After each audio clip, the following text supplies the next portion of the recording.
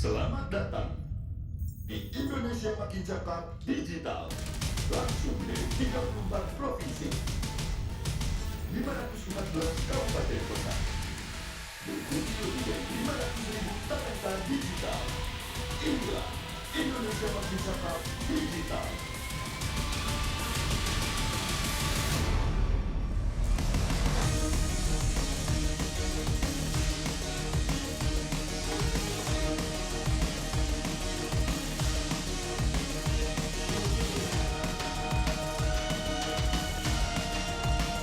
Saya luncurkan program literasi digital nasional hari ini.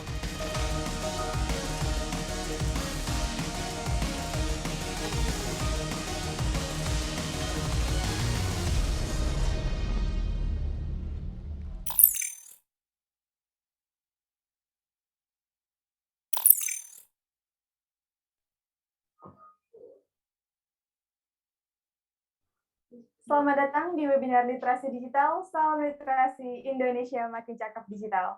Assalamualaikum warahmatullahi wabarakatuh, Shalom, Om Swastiastu, Namo Buddhaya, Salam Kebajikan, Rahayu. Senang sekali rasanya dapat kembali berjumpa dalam webinar Literasi Digital tahun 2021 pada hari ini Sabtu 14 Agustus tahun 2021 bersama saya Atina Dinda selaku pembawa acara sekaligus moderator pada hari ini. Selamat siang semuanya, salam literasi Indonesia Makin Cakap Digital. Kami juga selalu mengingatkan kepada Anda semua untuk selalu menjaga kesehatan dengan menerapkan protokol kesehatan, yaitu selalu mengenakan masker, menjaga jarak, dan mencuci tangan, serta menjauhi kerumunan. Semoga kita semua selalu dalam keadaan sehat walafiat. Sebelumnya, izinkan saya menyapa terlebih dahulu para pengacara kita pada hari ini yang terhormat dan yang kami banggakan Bapak Samuel A. Pangerepan selaku Dirjen Aptika Kementerian Kominfo, yang terhormat dan yang kami banggakan Ibu Rezita Meilani Yopi SE selaku Bupati Indragiri Hulu, yang kami hormati Bapak Cecep Nurul Alam STMT selaku Bidang Ahli ICT Kopertais 2 Jawa Barat dan Kepala Divisi E-Learning, yang kami hormati Bapak Asrul Sani STMkom MT selaku Operasional Manager PT Mega Laras Lestari, yang kami hormati Bapak Binton Simunang Khalid selaku reporter Tribun Pekanbaru, yang kami hormati Bapak Romaito Azhar selaku founder Millennial Demokrasi Institute, yang kami hormati Key Opinion kita yaitu Kanaila dan juga seluruh peserta webinar hari ini yang berbahagia. Baik Bapak Ibu dan teman-teman semua di seluruh Kabupaten Indragiri Hulu, semoga kita tetap semangat untuk mengikuti webinar hari ini yang diselenggarakan oleh Kementerian Komunikasi dan Informatika Republik Indonesia. Alhamdulillah, di tengah-tengah suasana pandemi COVID-19 ini, kita bisa kembali bersua meski dalam keadaan daring untuk kembali mendapat begitu banyak insight tentang bagaimana kita sebagai pemuda Indonesia untuk membahas tema bangun demokrasi di media digital. Sebelum kita memulai webinar pada hari ini, alangkah baiknya mari kita membuka acara hari ini dengan membaca doa. Doa hening dipersilahkan.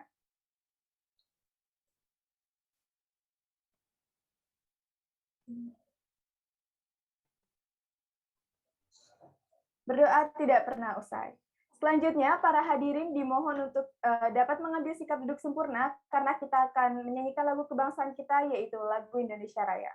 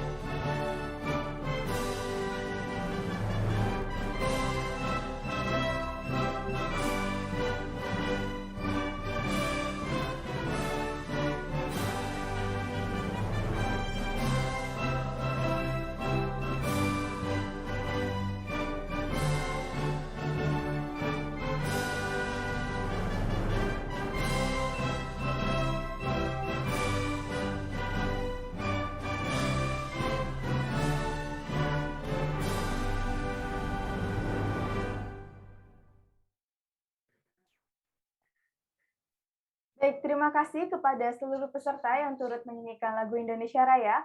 Semoga dengan menyanyikan lagu kebangsaan kita akan semakin meningkatkan rasa nasionalisme kita. Baik, selanjutnya kita akan mendengarkan kata sambutan dari keynote speech kita pada hari ini, yaitu Bapak Samuel A. Pangerepan selaku Dirjen Aptika Kementerian Kominfo. Kepada Bapak Samuel A. Pangerepan dipersilahkan. Pastikan kita selalu menerapkan protokol kesehatan dengan menggunakan masker, menjaga jarak, dan selalu cuci tangan. Assalamualaikum warahmatullahi wabarakatuh. Salam sejahtera bagi kita semua. Om Swastiastu, Namo Buddhaya, salam kebajikan. Rekan-rekan yang saya hormati, puji syukur kita panjatkan kehadirat Tuhan Yang Maha Esa atas berkat dan rahmat-Nya kita dapat berkumpul secara virtual dalam keadaan sehat di tengah situasi pandemi COVID-19. Semoga kita semua senantiasa dilimpahi dengan kesehatan dan damai sejahtera dalam upaya kita melawan pandemi COVID-19. Menjadi kebanggaan tersendiri bagi saya untuk membuka acara ini, di mana acara ini merupakan sebuah kegiatan yang diadakan oleh Kementerian Kominfo bekerjasama dengan Cyber Kreasi di bawah kerangka program literasi digital. Sebagaimana yang telah kita ketahui bersama, kehadiran pandemi dan pesatnya perkembangan teknologi telah mengubah cara kita beraktivitas dan bekerja. Kehadiran teknologi sebagai bagian dari kehidupan masyarakat inilah yang semakin mempertegas bahwa kita sedang menghadapi era disrupsi teknologi. Untuk menghadapi hal tersebut, kita semua harus mempercepat kerjasama kita dalam mewujudkan agenda transformasi digital Indonesia. Rekan sekalian yang berbahagia, salah satu pilar penting dalam mendukung terwujudnya agenda transformasi digital adalah menciptakan masyarakat digital, di mana kemampuan literasi digital masyarakat memegang peranan penting di dalamnya. Sebagai tingkat paling dasar, kemampuan literasi digital merupakan kemampuan yang paling krusial dalam menghadapi perkembangan teknologi saat ini untuk mewujudkan masyarakat Indonesia yang tidak hanya mengenal teknologi, namun juga cermat dalam menggunakannya. Pada tahun 2020, Kementerian Kominfo bersama Kata Data melakukan survei status literasi digital nasional, mengacu pada kerangka literasi digital milik UNESCO. Kajian tersebut menunjukkan bahwa indeks literasi digital Indonesia ada pada angka 3,47 dari skala 1 sampai 4. Di mana hal itu menunjukkan bahwa indeks literasi digital kita hanya ada pada sedikit di atas tingkat sedang, namun belum mencapai tingkat baik. Untuk mencapai tingkat literasi yang baik, pemerintah tidak dapat bekerja sendiri. Kementerian Kominfo bersama Cyber Kreasi dan berbagai stakeholder terus berupaya mengadakan berbagai kegiatan untuk meningkatkan kemampuan literasi digital masyarakat Indonesia, dan salah satunya adalah yang sedang rekan-rekan sekalian ikuti sekarang. Rekan-rekan yang saya hormati, dalam menghadapi perkembangan teknologi yang sangat cepat, literasi digital merupakan kunci dan fondasi utama harus kita semua miliki. Pemerintah dalam hal ini, Kementerian Kominfo, bersama dengan Cyber Kreasi berkomitmen akan terus melakukan upaya meningkatkan literasi digital masyarakat lewat berbagai macam inisiatif kegiatan. Adanya berbagai inisiatif kegiatan literasi digital diharapkan dapat memfasilitasi dan semakin mendorong terwujudnya masyarakat digital Indonesia. Keadaan normal yang baru, baik sekarang maupun pasca pandemi, akan mempercepat proses digitalisasi di berbagai lini kehidupan kita. Maka dari itu, kita harus mempersiapkan SDM kita dengan keterampilan digital yang sesuai untuk menghadapi perubahan ini. Akhir kata, mari kita membawa perubahan positif untuk Indonesia yang lebih baik. Kita ciptakan inovasi-inovasi berkualitas dengan mengembangkan talenta dan memaksimalkan potensi masyarakat digital Indonesia. Bersama kita dapat melalui pandemi dengan menjadi lebih baik dari masa sebelumnya. Demikian sambutan yang dapat saya sampaikan. Selamat mengikuti kegiatan, tetap semangat, dan salam literasi digital. Wassalamualaikum warahmatullahi wabarakatuh. Om Santi Santi Santi Om.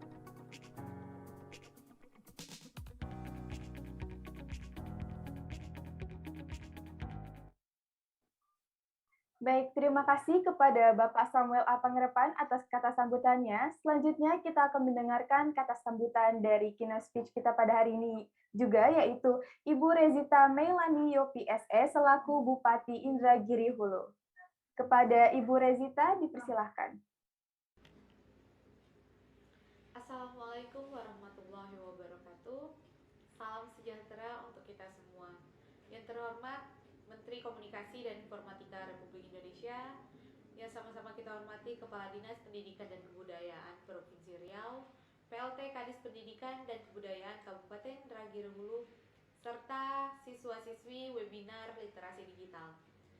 Alhamdulillah, puji syukur marilah kita panjatkan kehadirat Allah Subhanahu wa Ta'ala atas nikmatnya hari ini kita masih diberikan kesehatan, kesempatan untuk bisa mengikuti kegiatan ini dalam keadaan sehat insya Allah. Salawat dan salam tak lupa pula kita hadiahkan kepada junjungan Allah Nabi besar Muhammad Sallallahu Alaihi Wasallam. Allahumma sholli ala Sayyidina Muhammad wa ala ali Sayyidina Muhammad.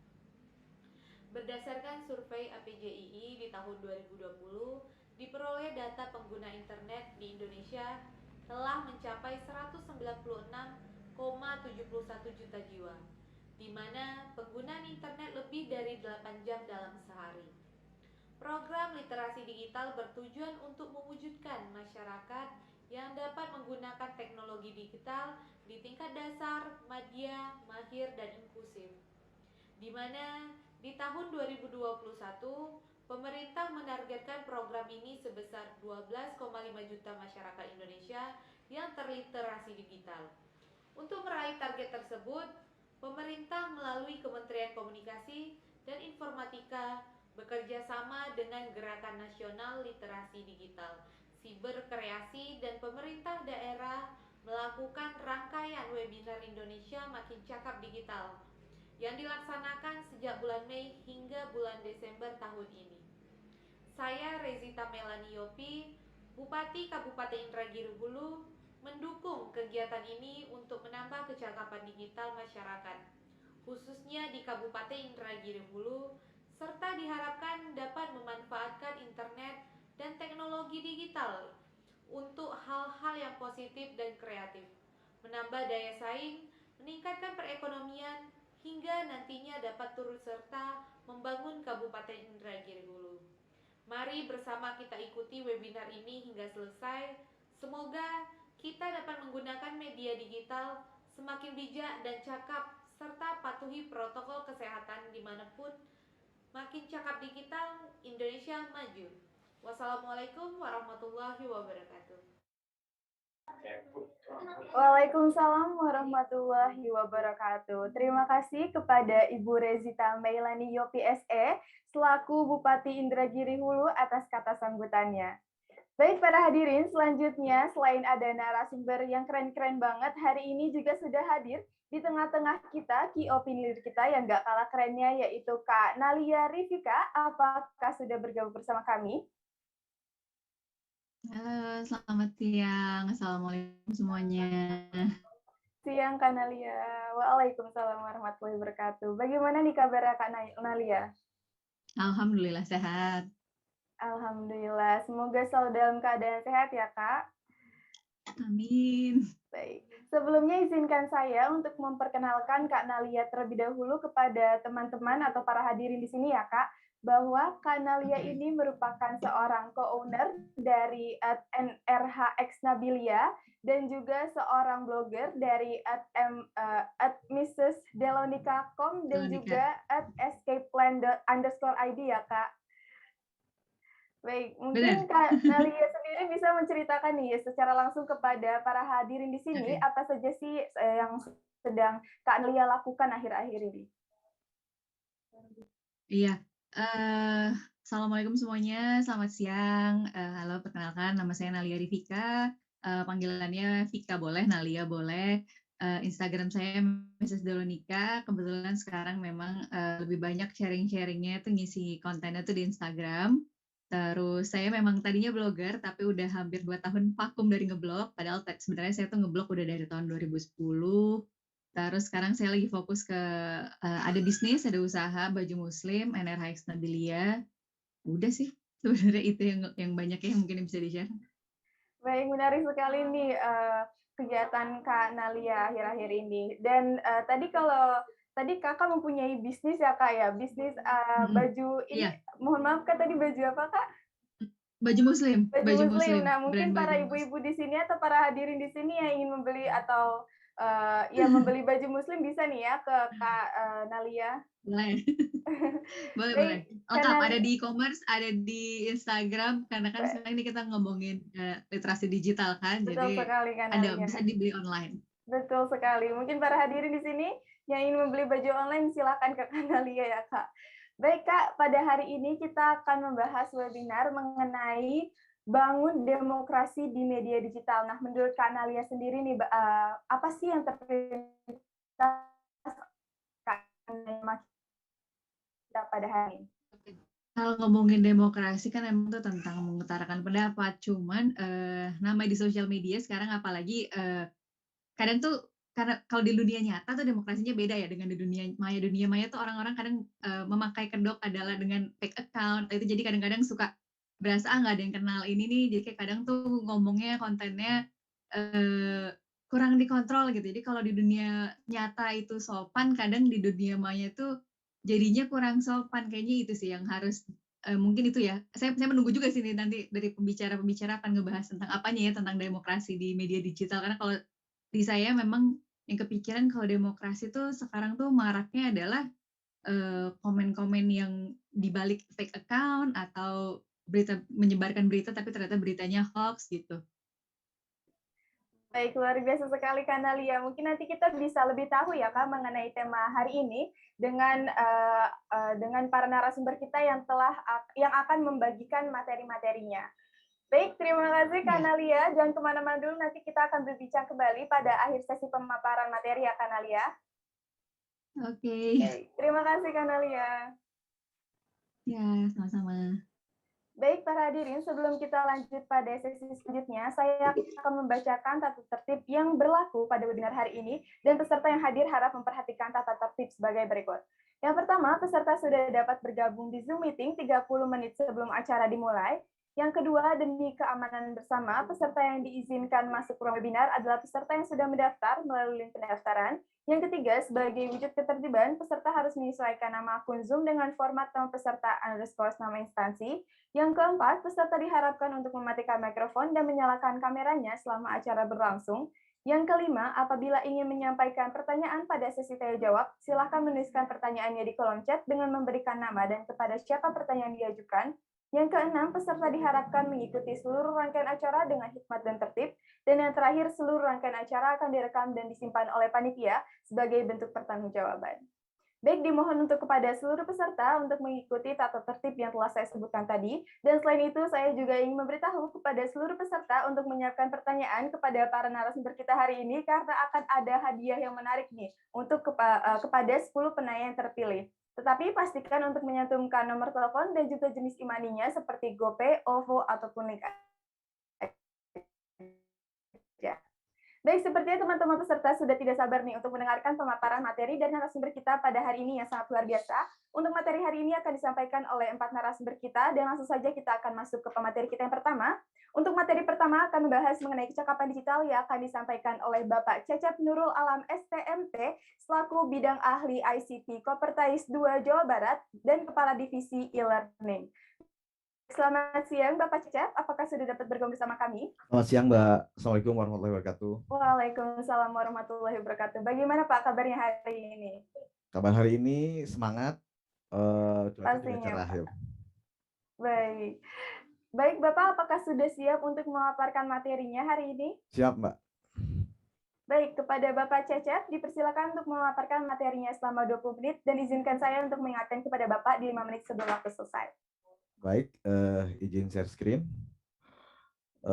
Saya akan sapa dulu para narasumber, Mas Asrul Sani, juga ada Mas Biton Simanung Khalid, ada Mas Rumaito Azhar, juga Mbak Adnin, tak lupa juga Mbak Nalia. Assalamualaikum warahmatullahi wabarakatuh. Salam sejahtera bagi kita semua. Shalom. Om Swastiastu, Namo Buddhaya, salam kebajikan.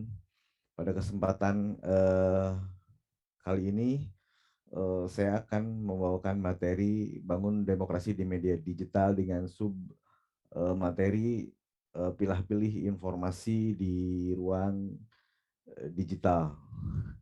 Baik, langsung saja ada 3 bagian yang akan saya paparkan pada kesempatan ini. Yang pertama jenis informasi yang ada di dunia digital. Yang kedua tips dan trik memilih informasi yang berguna bagi pengguna. Kemudian yang ketiga tips menghindari informasi buruk di ruang digital. Perkenalkan, nama saya Nur Alam. Saya sebagai dosen tetap di Teknik Informatika UIN Sunan Gunung Jati Bandung. Juga additional posisi saya di bidang ahli ICT di Kopertais 2 Jawa Barat. Kemudian, baik kita mulai saja. Seperti kita ketahui dari data yang disebutkan tadi juga Ibu Bupati sudah menyinggung hal ini bahwa internet users kita sudah tembus 175 juta lebih dan gadget yang terkoneksi ini 338 juta lebih, melebihi jumlah populasi. Berarti ini para user menggunakan lebih dari satu gadget untuk terkoneksi ke internet ya. Dan 160 jutaan ini aktif di media sosial. Ini data yang saya dapat di tahun 2020. Sepertinya untuk tahun 2021 ini relatif lebih meningkat ya. Kemudian eh, mereka bermain sosial media untuk rata-rata perharinya menggunakan itu sekitar 3 jam, dan kemudian ada juga yang mempunyai banyak akun gitu ya, dan semuanya hampir mereka berpartisipasi di media sosial ya. Nah, 60% menggunakan pekerjaan lewat sosial media. Ini adalah pengguna media sosial di Indonesia yang lagi ngetren. Yang pertama itu YouTube, yang keduanya WhatsApp, 3 Facebook, Instagram, Twitter, dan seterusnya. Ini artinya bahwa dunia maya atau dunia digital ini sangat ramai ya. Jadi sudah menjadi dunia kedua di zaman sekarang ini. Tapi menghasilkan dua mata pisau yang berbeda. Jadi banyak informasi yang berkonten positif dan juga banyak juga informasi yang berkonten negatif juga. Jadi kita harus pandai-pandai memilah dan memilih mana konten yang harus kita cari dan mana konten yang harus kita hindari ya. Secara fungsi sendiri, informasi adalah berfungsi sebagai pengetahuan baru, sebagai alat hiburan ya, menghilangkan ketidakpastian. Sumber berita mempengaruhi massa, bisa sosialisasi kebijakan, bisa menyatukan pendapat gitu ya. Dan informasi sendiri berkembang sekarang bukan cuma tulisan gitu ya, tapi bisa berupa gambar, suara, video, halaman web, dan seterusnya ya. Kemudian dari sisi sifatnya, ini bakal kita banyak temukan, itu yang bersifat faktual atau fakta. Jadi informasi yang bersifat fakta atau kenyataan yang dapat dibuktikan kebenarannya. Ada juga nanti informasi yang bersifatnya opini. Ini menjelaskan pendapat yang dikemukakan oleh orang lain atau dikemukakan oleh si penulisnya saja gitu kan. Yang ketiga tentang deskripsi. Jadi informasi yang berbentuk deskripsi di dalamnya berisi penjelasan sesuatu secara rinci ya. Biasanya nanti kita sering ketemunya yang fakta atau opini gitu kan. Jadi yang opini biasanya banyaknya jadi sesuai dengan opini penulis. Dan biasanya kebanyakan informasi yang bersifat opini itu kebanyakan yang informasinya nyerempet-nyerempet ke negatif atau hoax ya.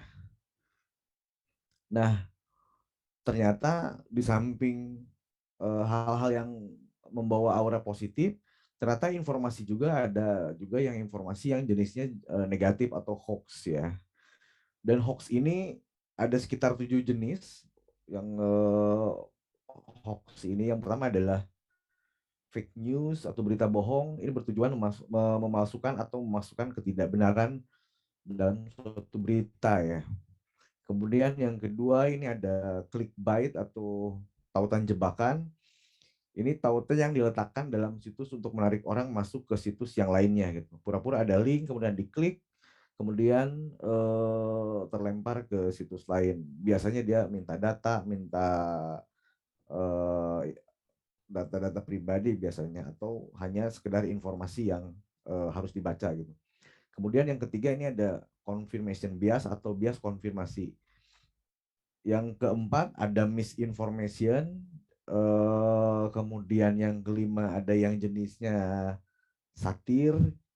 Kemudian yang keenam ada yang jenisnya post-truth. Yang ketujuh ada yang jenisnya propaganda ya. Nah ini harus dicermati juga ketujuh jenis informasi ini, karena ini tergolong informasi-informasi yang berjenis hoax ya. Selain itu, di dunia digital juga dikenal dengan alat atau aplikasi untuk menyampaikan atau mengirim informasi. Ada beberapa aplikasi pengirim informasi yang populer di Indonesia. Di antaranya aplikasi percakapan ya.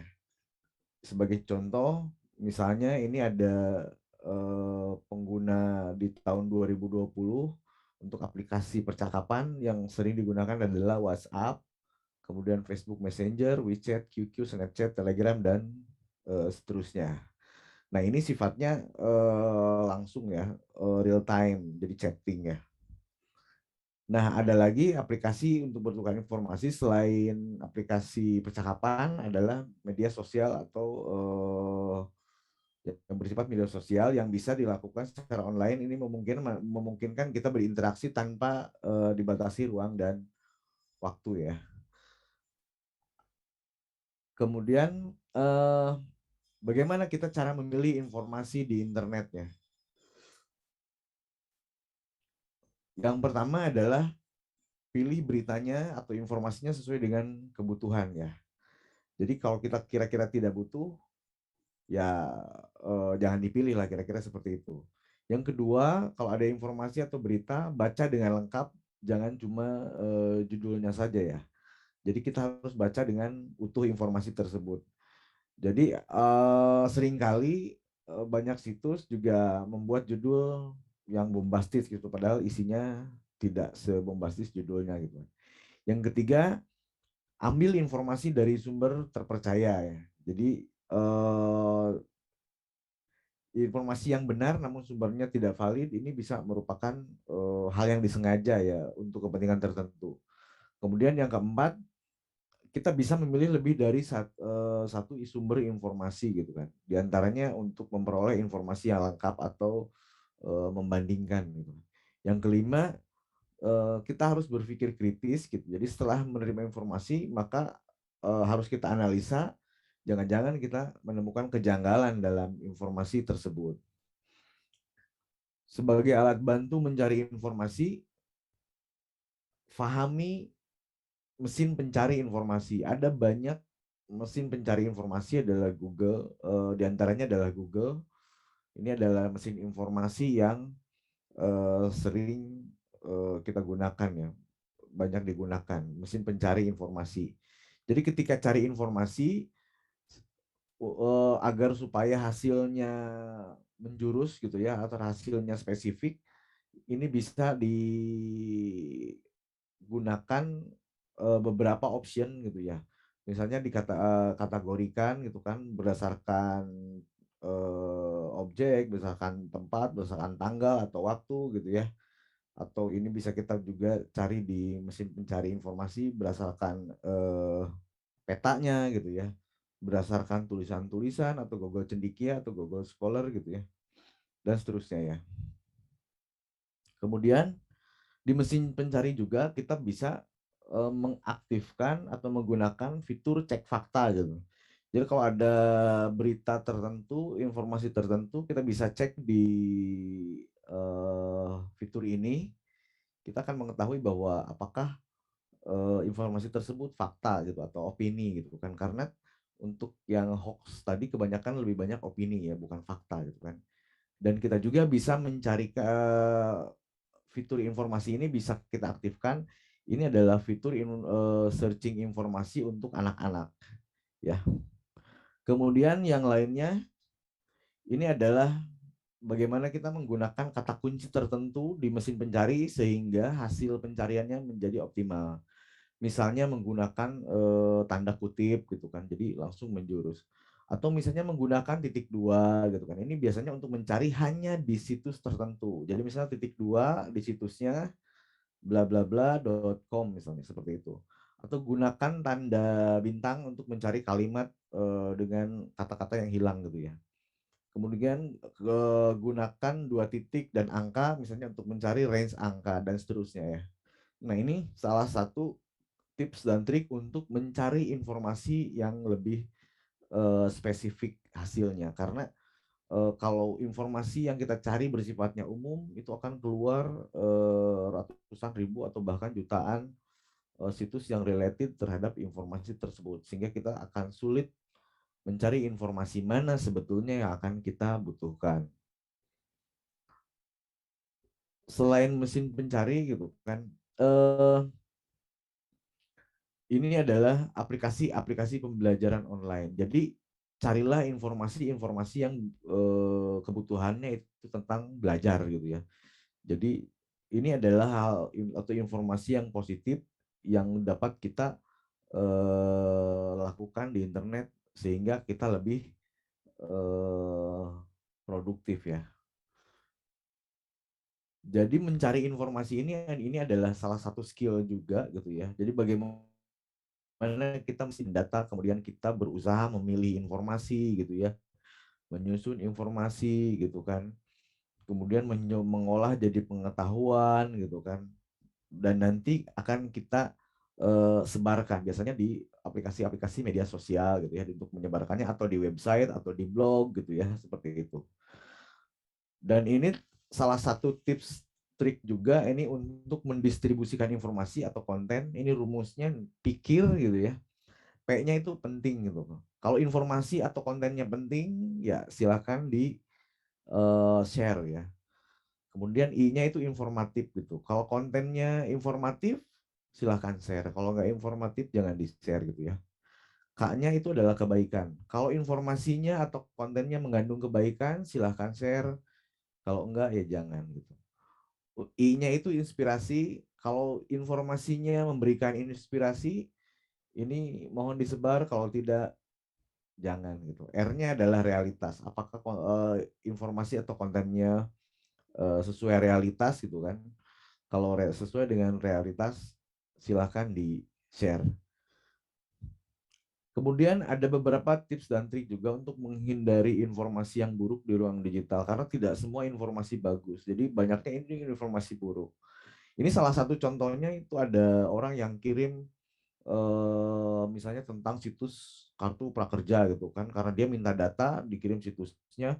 Nah, ini salah satu informasi yang buruk ya. Jadi mereka minta informasi dari kita gitu kan padahal yang mengirim informasinya ini ada yang bukan lembaga resmi. Nah, yang lembaga resmi adalah yang nomor 2 ini, prakerja.go.id. Go ini artinya government gitu ya, .id. ID Indonesia, berarti ini dari pemerintahan resmi ya untuk minta data atau meminta data untuk teman-teman yang mau masuk prakerja ya. Kemudian ada lagi contoh seperti ini, daftar usulan vaksin COVID gitu kan. Jadi dengan domain yang seperti ini kita harus jeli gitu kan. Ini domain bisa dibikin siapa saja. Jadi dan ini bukan berarti bahwa domain ini dibuat oleh Dinas Kesehatan DKI Jakarta misalnya seperti itu. Karena ini domain bisa dibuat siapa saja. Jadi kita perlu curiga dengan informasi-informasi yang sifatnya hoax gitu ya. Ada beberapa tips dan trik untuk menghindari hoax gitu kan. Yang pertama baca dulu beritanya gitu kan dari sumber yang layak gitu kan. Ini yang kayak yang tadi. Ini domainnya bener nggak gitu kan. Kalau ini wah ini linknya mencurigakan gitu ya. Yang Mohon kedua maaf itu Bapak, ya waktunya tersisa 5 menit lagi ya Pak, silakan dilanjutkan.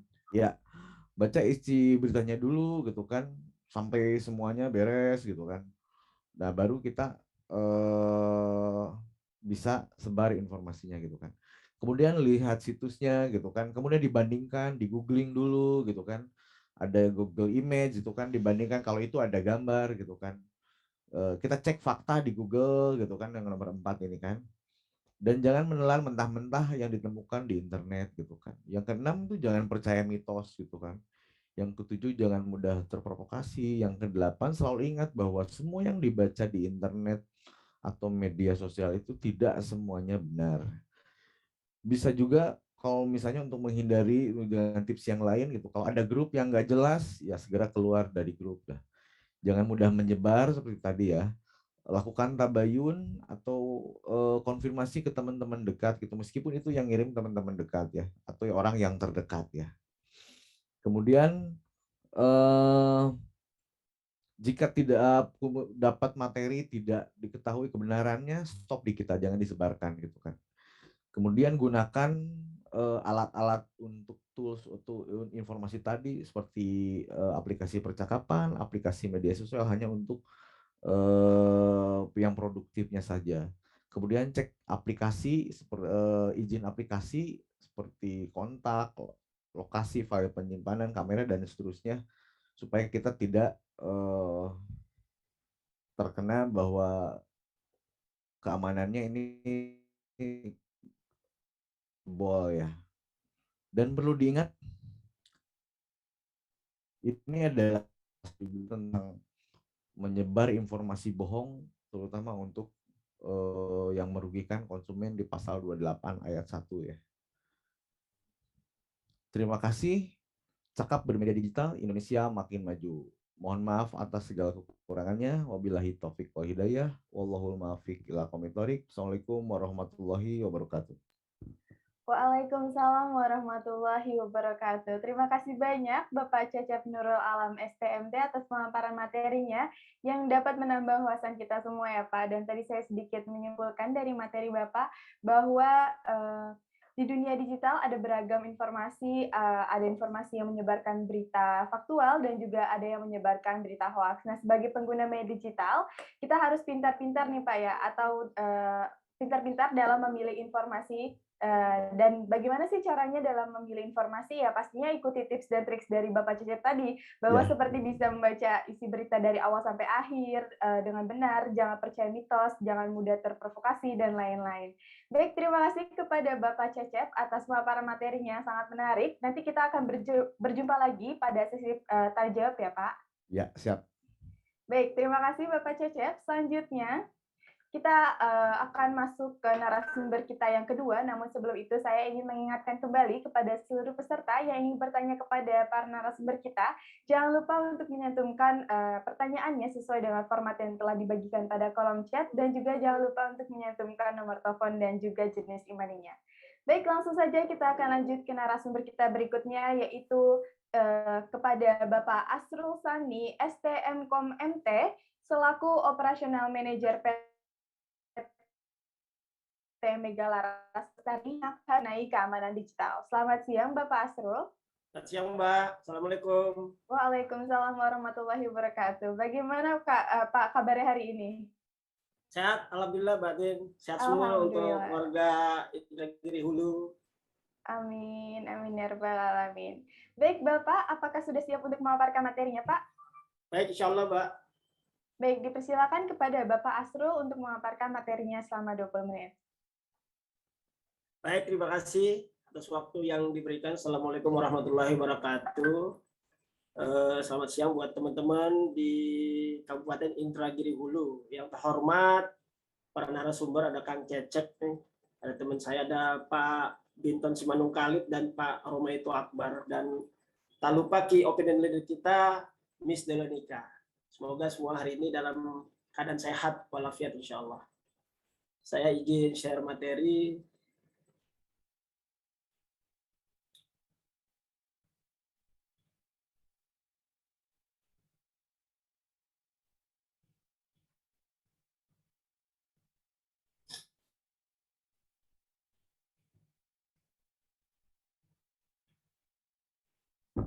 Baik Bapak Ibu yang terhormat dan adik-adik, anak-anakku sekalian yang ada di wilayah Indragiri Hulu. Hari ini coba kita bicara mengenai bangun demokrasi di media digital, karena salah satu hal yang biasa dilakukan oleh para mungkin orang-orang yang berkecimpung di dunia politik. Biasanya mereka membangun citranya, membuat segala sesuatunya bisa terkenal itu ya, selain dengan media yang lain itu ada media digital yang kita gunakan. Perkenalkan, saya Asrul Sani, saya sehari-hari sebagai pengajar di salah satu STIMIK, Sekolah Tinggi Manajemen Ilmu Komputer di Jakarta, dan sehari-hari juga sebagai operational manager di salah satu unit usaha di bidang digital. Kita coba akan membahas ke depan ini gimana caranya orang berkecimpung di dunia digital. Saya mungkin lihat dulu di timeline demokrasi ya. Jadi salah satu sisi mungkin yang Bapak-bapak ketahui bahwa sejarah Republik Indonesia sebenarnya dari tahun 45 sejak berdiri sampai sekarang itu sudah 4 kali ganti kepemimpinan. Maksudnya udah 4 kali dari sisi demokrasi, ada demokrasi parlementer, demokrasi terpimpin, ada demokrasi Pancasila, dan sekarang demokrasi Pancasila di era reformasi. Nah, ini sebenarnya yang masing-masing timeline ini punya media tersendiri dalam menampilkan para pemimpinnya ya. Jadi satu sisi kalau kita lihat sebenarnya dulu udah pernah ada jejak pendapat tahun ini lama sekali ya, bahwa sebenarnya dunia digital itu sebagai salah satu media yang bisa memberikan informasi kepada publik, sehingga orang-orang yang mungkin ingin menonjolkan dirinya, memberikan pengetahuan kepada orang lain itu bisa melalui media digital. Dan demokrasi digital sendiri biasanya mengacu pada orang di media digital, sehingga komunikasi antara online maupun offline itu bisa berjalan dengan baik. Dan sekarang juga kita bisa rasakan bahwa demokrasi digital yang ada di Indonesia itu memang makin berkembang ya Bapak Ibu. Kalau kita lihat semuanya memberikan manfaat. Contoh mungkin seperti orang yang melakukan quick count gitu ya, atau informasi mengenai pada waktu kita pemilu itu kan bisa dengan cepat, yaitu dengan melakukan informasi secara cepat. Mungkin era pemilu tahun 80-an lah katakannya, kalau tahun 90-an belum quick count belum terlalu terkenal gitu. Nah, quick count itu ya dibantu oleh media digital untuk segera bisa menginformasikan, sehingga hanya butuh waktu mungkin beberapa 1 jam 2 jam kita sudah bisa mengetahui pemenang pemilunya. Sudah ada prediksi ya yang dilakukan. Nah, saya akan melihat dari sisi keamanannya, itu dari sisi undang-undang ITE, bahwa sebenarnya dalam menggunakan dunia digital ini ada juga aturan yang harus kita penuhi. Jangan sampai kita sebagai pengguna digital ini terperangkap oleh undang-undang ataupun hal yang diatur, sehingga orang bisa lebih mudah menggunakan dunia digital ini dengan baik. Nah, saya kalau contoh nih, saya lihat di acara ini ya, saya juga baru agak kaget juga lihat chat di partisipan ini banyak banget gitu chatnya, dan chatnya itu kadang-kadang ya mungkin anak-anak kita yang mungkin nggak mengerti atau apa, karena terus terang acara ini memang ini direkam secara digital, sehingga orang lain akan melihat rekaman ini, dan chatnya itu banyak sekali yang ya mungkin bercanda kali ya di dalam chat ini. Nah, jadi perlu hati-hati adik-adik semua. Nah, ini materi-materi dalam undang-undang ITE, jadi seperti pengakuan informasi gitu ya, pengakuan atas tanda tangan elektronik, penyelenggaraan sertifikasi elektronik, ada penyelenggaraan sistem elektronik, perbuatan hak kekayaan intelektual, itu semuanya diatur dalam undang-undang ITE, Bapak Ibu. Berikutnya adalah tujuan pemanfaatan. Nah, ini yang mesti kita lihat, bahwa dunia digital ini memberikan manfaat untuk orang banyak, untuk orang memberikan kesempatan mungkin untuk memajukan pemikiran, sehingga kita dalam memberikan masukan ataupun pengenalan diri terhadap diri kita sendiri, ini kita bisa mengacu kepada undang-undang ITE ini. Jadi harus juga dilihat kebermanfaatannya, sehingga jangan sampai hal yang kita lakukan ini justru salah gitu ya, menjebak diri kita karena kita ketidaktahuan kita. Nah, ini yang tabel larangan. Jadi larangan itu ada distribusikan, mentransmisikan berita bohong, ancaman kekerasan, akses sistem elektronik, melakukan intersepsi, ada larangan perubahan informasi, ada mengganggu sistem elektronik, itu semuanya salah satu hal yang dilarang dalam dunia digital. Jadi mesti hati-hati juga. Contoh mungkin kalau orang yang hanya iseng-iseng awal mulanya tiba-tiba melakukan perbuatan, melakukan hacking mungkin terhadap situs orang ataupun melakukan membajak akun orang, ya walaupun awal mulanya mungkin tidak ketahuan, tapi akhirnya kan jadi semacam hal yang membuat dirinya bisa tertangkap. Ya contoh mungkin salah satu yang sekarang lagi tren gara-gara orang yang sudah melakukan informasi mengenai mungkin hate speech gitu ya, ataupun informasi mengenai endorse COVID. Nah, akhirnya kan sekarang berurusan lagi dengan polisi. Dan ini yang kita sangat sayangkan, sudah pernah masuk penjara sehingga sekarang dipanggil lagi polisi, walaupun akhirnya sekarang damai gitu ya. Nah, jadi jangan sampai hal-hal tersebut bisa memancing diri kita untuk melakukan hal-hal yang sebenarnya kita tuh jangan sampai kita lakukan. Nah, itu yang mesti diperhatikan. Ini wajib yang harus dihindari supaya tidak terkena hukum undang-undang ITE. Jadi setiap orang sengaja menyebarkan informasi yang tujuh rasa kebencian, nah ini bahaya nih. Jadi ada dendanya juga, ada juga kurungannya. Ada juga yang mengenai pemerasan, pengancaman itu juga ada ya. Jadi orang mendistribusikan mungkin akses informasi elektronik sehingga memberikan hal yang merugikan orang. Nah, ini juga mesti dihati-hati. Terus ada juga bersifat perjudian. Nah, ini walaupun sebenarnya secara online ini masih ada ya Bapak Ibu, kalau saya lihat ya. Hanya menunggu waktu aja sih, kalau saya bilang hanya menunggu waktu, nanti ada waktunya tiba-tiba sudah tertangkap baru menyesal. Nah, ini mesti diperhatikan. Terus juga melanggar kesusilaan. Nah, ini sama seperti kejadian kemarin di Instagram, ada salah satu influencer gitu ya, melakukan perbuatan ya karena keadaan PPKM gini, stres lah, jadi bikin konten yang kira-kira orang membuat jerah, akhirnya sekarang jadi tersangka. Jadi jangan sampai hal-hal itu membuat hanya demi konten terus terjerat oleh undang-undang ITE. Sama seperti ini penghinaan, pencemaran nama baik. Kemarin juga ada penabuh drum kan, akhirnya jadi sekarang tersangka. Jadi mesti lihat keadaannya. Nah, ini yang paling lakukan di media, ada namanya konflik. Ini kadang-kadang suka terjadi curhat masalah pribadi. Ini juga sangat dilarang karena hacking itu ada yang namanya social engineering. Orang akan melakukan aktivitas itu dan mengetahui pribadi Anda secara tidak sengaja ya. Terus mengejek, menyebut nama gitu. Makanya dalam media sosial juga harus hati-hati dalam menyebut, apalagi acara seperti ini disiarkan secara nasional, jangan sampai membuat hal yang gaduh, Anda tidak sengaja tapi tiba-tiba terjerat oleh undang-undang ITE. Terus berbagi pesta gila-gilaan, foto. Nah, ini juga pernah terjadi nih ya, dalam kondisi COVID kayak gini, terus ada yang berkumpul, akhirnya jadi tersangka pula.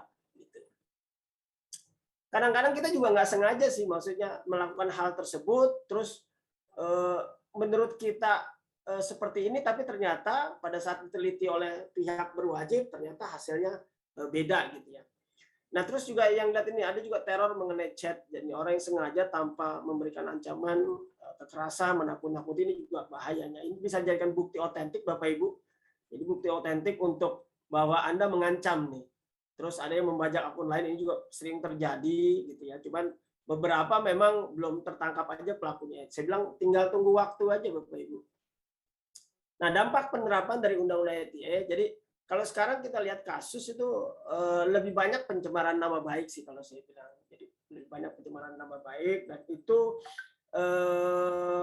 orang mungkin yang memang kalau di media sosial ini kita bisa melakukan apa aja ya. Kita bisa melakukan apa aja sehingga pada waktu kita berbicara di media sosial, nah kita mesti rem-rem sedikit. Jangan sampai hal tersebut memberikan orang tuh jadi nggak seneng gitu. Kalau orang nggak seneng kan ya kasusnya seperti ya cerita tadi. Jadi hanya gara-gara endorse COVID, orang nggak seneng akhirnya jadi tersangka. Terus pelapor undang-undang ITE itu lebih banyak dari pejabat publik ya. Orang awam juga tetap ada. Jadi rata-rata sih memang orang mungkin yang berkecimpung lah, ada mungkin pejabat publik ataupun influencer ataupun orang-orang yang di media digital ini mereka aktivitasnya sehari-hari, jadi melihat bahwa dirinya tuh kena mungkin tercemar gitu ya, jadi mesti juga kita lihat-lihat juga. Berikutnya adalah, nah ini tools yang biasa dipakai. Jadi kalau di media digital itu banyak sekali tools yang biasa di Instagram gitu ya, ataupun lagi ngetrend sekarang YouTube. Kalau buat orang-orang generasi X kayak saya atau baby boomers itu mainnya di Facebook. Chatnya juga berbeda. Kalau ada orang-orang milenial itu sekarang lebih banyak pakai Line gitu informasinya, chat antar teman. Kalau kami itu yang generasi X lebih banyak pakai WhatsApp gitu ya. Dan ini memang tergantung tren sih, maksudnya tergantung tren daripada anak-anak ataupun teman-teman semua, mereka cenderungnya mau kemana gitu. Ada orang yang menggunakan Telegram mungkin dalam chat ini karena lebih banyak gitu ya, bisa menghimpun dalam satu grup bisa sekian ribu orang gitu. Kalau WhatsApp kan terbatas, dan ini masing-masing memang tergantung kebutuhan. Hal yang paling penting adalah saya bilang, yang penting kita dalam memberikan ekspresi, maksudnya dalam memberikan informasi ataupun komunikasi kepada orang-orang tersebut, itu kita harus melihat batasan-batasan. Jangan sampai hal tersebut memberikan mungkin yang buruk terhadap diri kita dan diri orang lain. Berikutnya adalah, ini beberapa contoh ya, contoh dalam berekspresi, karena setiap manusia itu memiliki hak untuk mengungkapkan pendapat, ide, opini, perasaan agar didengar oleh pihak lain. Tapi sekali lagi saya ingatkan bahwa walaupun bebas berekspresi itu tetap ada batasannya ya. Jadi jangan melanggar hak pihak yang lain khususnya untuk kepentingan publik. Sekali lagi bahwa ini banyak banget yang pelaporan-pelaporan yang terjadi ya, kalau kita lihat di dunia digital, baik di Instagram maupun di informasi TV ataupun di informasi mungkin di Facebook, itu banyak sekali orang-orang yang mungkin bikin laporan-laporan sehingga memberikan ketidakmanfaatan buat kita semua. Nah ini yang paling penting juga, jadi saring sebelum sharing. Jadi kalau update status itu ya mungkin dipikir dulu gitu ya, ataupun memberikan informasi ke status Anda dipikir dulu, jangan yang penting posting gitu ya, yang penting posting, jangan itu. Jadi postingnya itu yang penting-penting aja, jangan membuat orang lain gerah sehingga tersinggung ataupun menyakiti orang lain. Bijaklah dalam memilih kata-kata supaya bisa saling menghargai satu sama lain. Ini selalu dibikin tagline gitu, jadi jempolmu adalah harimaumu. Begitu Anda menggunakan jempol Anda dengan tidak bijak, ya hati-hati aja, tunggu waktunya nanti. Jadi jangan juga terlalu enak memainkan jari jempol Anda, terus Anda bisa terjebak dalam dunia digital. Nah ini jangan share informasi pribadi, ini juga banyak dilakukan. Jadi kalau di dalam dunia digital ini kita memang mesti agak sedikit tahan-tahan Bapak Ibu. Banyak sekali aktivitas yang orang nggak sangka ternyata hal tersebut diintai oleh orang lain di luar. Ya, jadi biasa kita melihat mungkin orang-orang yang senang menginformasikan pribadi, ya itu sih normal aja karena salah satu memang itu jualannya ya, itu jualannya sih nggak jadi masalah. Tapi ya ada batasannya. Kita juga nggak boleh terlalu memberikan mungkin kayak alamat rumah, nomor pos, itu kadang-kadang sih ya memang jadi timbal balik ya, timbal balik. Kalaupun kita nggak memberikan informasi nomor ponsel kan kita juga nggak dikenal. Nah tapi ada batasan gitu ya. Jadi melihatnya dengan secara bijak, kalau saya bilang dengan secara bijak, sehingga apa yang kita juga mau jual, apa juga kita mau informasikan, itu memang memberikan manfaat buat orang dan memberikan manfaat buat diri sendiri. Ya satu sisi kami juga di kantor begitu, menjual sebuah produk lewat akun Instagram, ya, lewat platform, itu semuanya kami informasikan secara usaha ya, tapi secara pribadi ya itu kita tidak informasikan. Jadi sekali lagi harus lebih mengerti, lebih tahu apa yang harus kita informasikan kepada orang lain. Mohon nah ini maaf, juga Pak. Waktunya ya. tersisa 5 menit lagi ya Pak, silakan Baik, lanjutkan. Mbak. Nah, ini cek and recheck follower. Kadang-kadang kita juga dapatkan follower dari teman-teman, karena apalagi kalau di akun Instagram kan orang bebas untuk memfollow siapa, kecuali di Facebook itu harus ada notifikasi, dan ya walaupun di Instagram ada gitu ya, kalau diminta baru akan di accept. Tapi sekali lagi kita cek and recheck, karena satu sisi kita juga nggak tahu gitu ya, teman yang benar-benar siapa yang akan memberikan manfaat buat kita, siapa yang tidak. Ini kita semua masing-masing punya pribadi lah. Nah, sekali lagi diharapkan bahwa dalam menggunakan media digital ini sekali lagi harus berhati-hati. Ya, bukan berarti saya mengingat bahwa dunia digital ini tidak baik, enggak. Tapi sekali lagi kita mesti berhati-hati karena ada undang-undang ITE yang harus diperhatikan.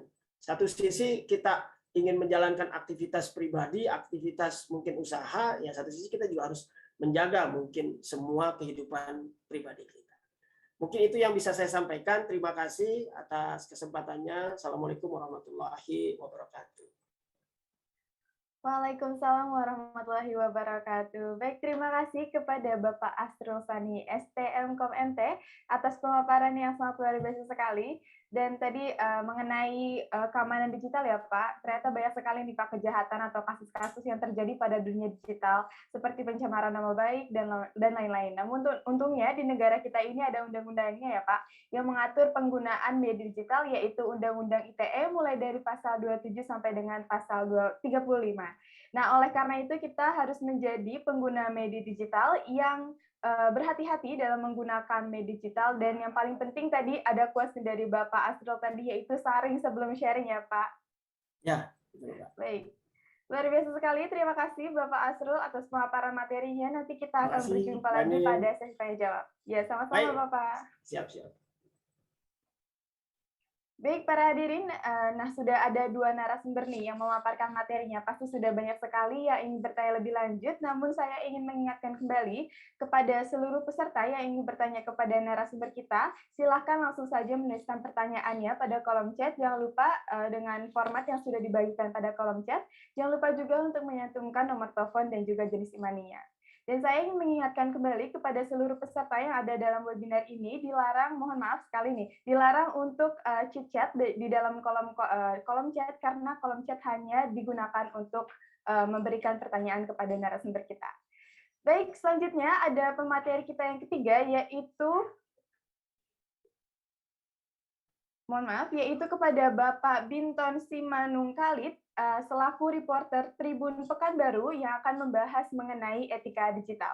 Selamat siang, Bapak Binton. Apakah sudah dapat bergabung bersama kami? Selamat siang, Bapak Binton. Apakah suara saya terdengar, Pak? Selamat siang. Baik. Selamat siang. Selamat siang, Bapak. Bagaimana Pak kabarnya hari ini? Mbak, sudah jelas suaranya? Sudah jelas, Bapak. Bagaimana Pak kabarnya hari ini? Jelas suaranya? Iya, sudah, Pak. Sudah jelas? Sudah, Bapak. Apakah suara saya terdengar, Pak? Sudah. Ya, saya ingin menyapa dulu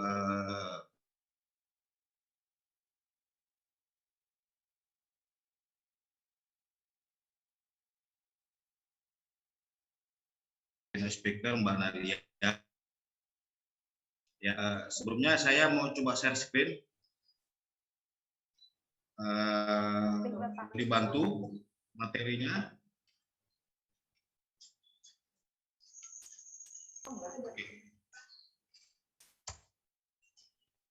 Baik, Bapak, apakah ingin dibantu untuk memaparkan? Baik, sudah terlihat Bapak share screen-nya, silakan dilanjutkan.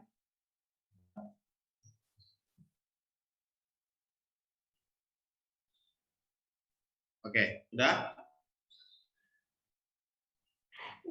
Bisa dilihat ya? Sudah terlihat, ya. Oke, ya izin memperkenalkan saya Binton Simanungkalit. Maaf sebelumnya saya sapa dulu. Assalamualaikum warahmatullahi wabarakatuh. Salam sejahtera, salam, Om Swastiastu, Namo Buddhaya, salam kebajikan. Ya, hari ini saya akan memberikan materi tentang etika digital. Ya, secara jurnalistik, karena latar belakang saya profesi jurnalistik, ada juga diatur dengan etika jurnalistik dan sedikit berbeda dan hampir sama dengan etika digital. Ya, langsung saja. Ya, media digital, digitalisasi saat ini memang erat kaitannya dengan perangkat elektronik, internet, bahasa program atau disebut kode algoritma. Jadi di dalam dunia jurnalistik sendiri juga ada beberapa produk digital kayak YouTube, Instagram, dan Facebook, Twitter, dan lain-lainnya. Dan itu memang ada kode algoritma. Jadi dalam membuat suatu berita seperti biasa mungkin dikenal dengan ada hashtag-hashtag tertentu, itu mengandung kode-kode algoritma sendiri untuk membuat suatu informasi itu menjadi trending atau bahkan viral gitu. Nah, media digital berkembang seiring dengan perkembangan teknologi informasi dan komunikasi. Ya jelas itu seperti yang bisa dilihat kan bahwa perkembangan teknologi informasi komunikasi saat ini memang membuat perkembangan media digital itu berkembang pesat. Terus yang ketiga, perkembangan media digital memberikan manfaat positif dan negatif. Ya, ini yang bisa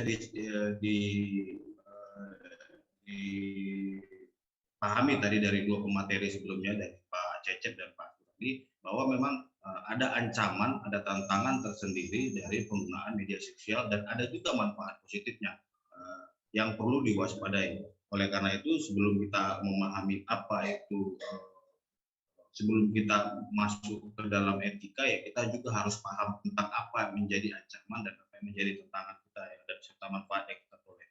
Oke, tantangan baru di media era digital. Ya. Media digital menimbulkan tantangan baru terutama bagi hukum yang melindungi hak cipta dan kekayaan intelektual dalam gerakan konten terbuka, di mana pencipta konten dengan sukarela menyerahkan sebagian atau seluruh hak hukum mereka untuk pekerjaan mereka. Nah, ini berkaitan dengan hak cipta seperti yang disampaikan oleh Pak Sultani tadi, itu memang ada undang-undang yang mengatur. Jadi hal-hal yang begini ini memang harus diwaspadai oleh bagi para pengguna media digital. Lanjut. Oke, fenomena di digital. Nah, internet memang memudahkan kita semua. Ya. Tadi sudah ada dirasakan manfaat positif dan manfaat negatif, dampak negatif dari penggunaan media sosial.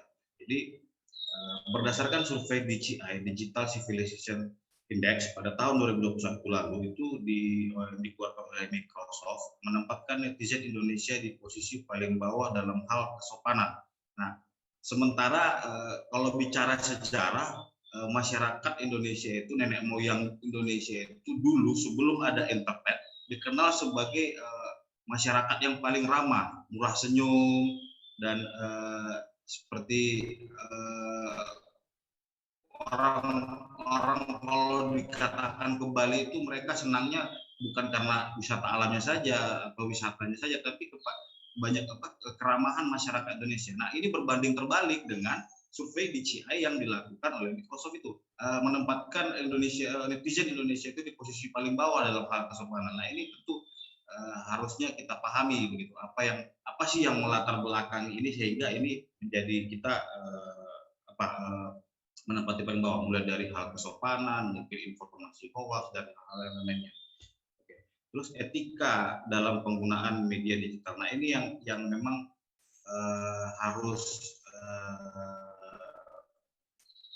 dipahami oleh para semua pengguna media digital, karena media digital itu sudah seperti menjadi kebutuhan. Namun membagi informasi, menerangkan informasi atau membagi suatu konten, kita juga harus paham etika yang harus kita pahami, yang harus kita patuhi. Yang pertama, informasi yang disampaikan haruslah benar, cara penyampaiannya juga benar, serta dapat memberikan manfaat bagi pengguna media digital. Nah, ini kita seharusnya bagi pengguna media digital apapun itu, media sosial ataupun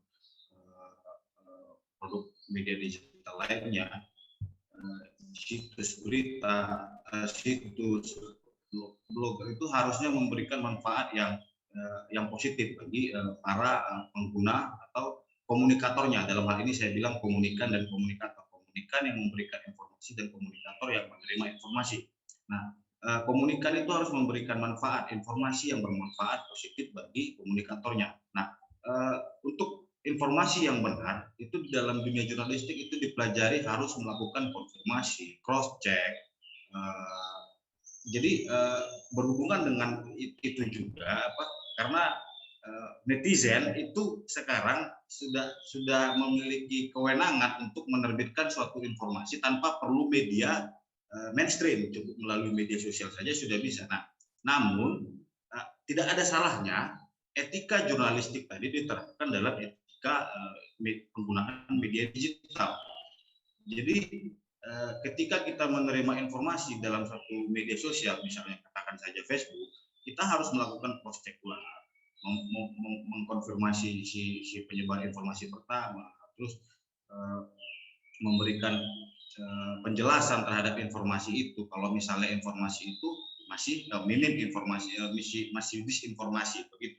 Nah, banyak cara untuk melakukan cross check, meng-cross check informasi benar itu benar atau misinformasi atau disinformasi. Salah satunya adalah dengan pertama mengunjungi mesin pencari seperti Google. Nah, di sana disediakan beberapa informasi, banyak informasi, beberapa pilihan. Tinggal kita memasukkan keyword, kata kunci, informasi tentang apa yang ingin kita cari di mesin pencari itu, atau situs berita. Nah, biasanya sekarang ini situs berita sudah mulai banyak situs berita yang melakukan kontra terhadap informasi-informasi hoax. Jadi ketika ada informasi hoax, umumnya situs-situs berita itu akan memaparkan langsung bahwa ini informasi hoax. Lalu di dalam berita itu sendiri biasanya sudah dilengkapi dengan konfirmasi, misalnya nih dengan institusi resmi yang mengeluarkan informasi atau dengan person yang bersangkutan yang dianggap dirugikan dalam informasi itu. Nah, jadi banyak cara untuk yang bisa dilakukan untuk bisa meng-cross check apakah informasi tersebut benar dan cara penyampaiannya benar dan dapat memberikan manfaat bagi pengguna media digital. Nah, kedua, menggunakan bahasa yang sopan dan santun. Ini berkaitan dengan etika dalam berbahasa atau menulis atau berbicara di dalam menggunakan media digital, baik itu media sosial, Facebook, Twitter, dan Instagram dan lain-lainnya, serta situs berita. Nah, sebenarnya ada ketinggalan ini, bukan hanya menggunakan bahasa, tapi kontennya juga harus sopan dan santun. Karena kenapa? Karena seperti yang sudah dilakukan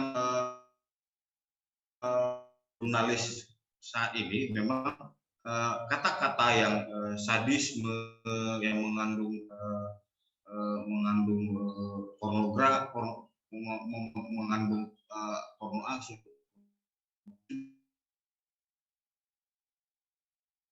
pengguna media digital itu menyadari bahwa hal-hal yang begitu tidak bisa disebarkan di media sosial, masukkan media sosial pun di media digitalnya.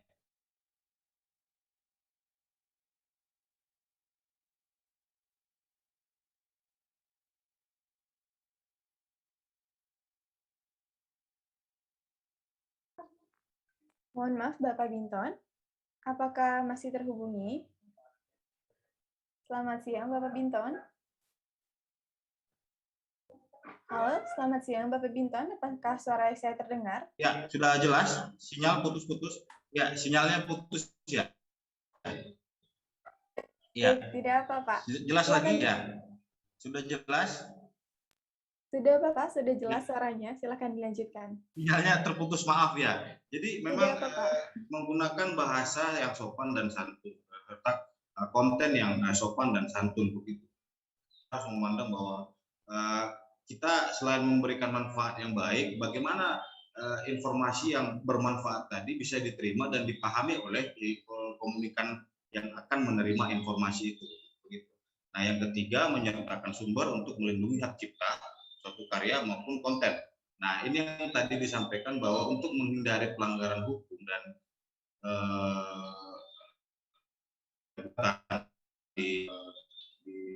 ada suatu kita harus menampilkan sumber atau nama yang menjadi atau yang membuat suatu karya. Apa share screen-nya masih apakah masih menampilkan share screen, Pak? Masih. Karena sepertinya di sini belum terlihat nih Pak, PPT dari Bapak. Oh, begitu ya? Oh, Iya, gini. Pak. Sudah kelihatan? Sudah kelihatan? Sepertinya belum, Pak. Mungkin Oh, bisa di-share screen ulang lagi sepertinya mungkin, Pak. share screen sekali lagi ya. Oke. Sudah? Oke. Baik, sudah Pak. Terima kasih. Oke. Silakan dilanjutkan, Pak. Ya, menyertakan sumber untuk melindungi hak cipta suatu karya ataupun konten. Nah, ini yang perlu disikapi oleh para pengguna media digital. Sebagai komunikan, apapun sumber informasinya itu harus ditampilkan. Baik itu berupa tulisan, ditampilkan kutipannya dari siapa, atau buku, kutipan dari buku siapa. Nah, kalau itu musik atau apa, itu harus ditampilkan siapa.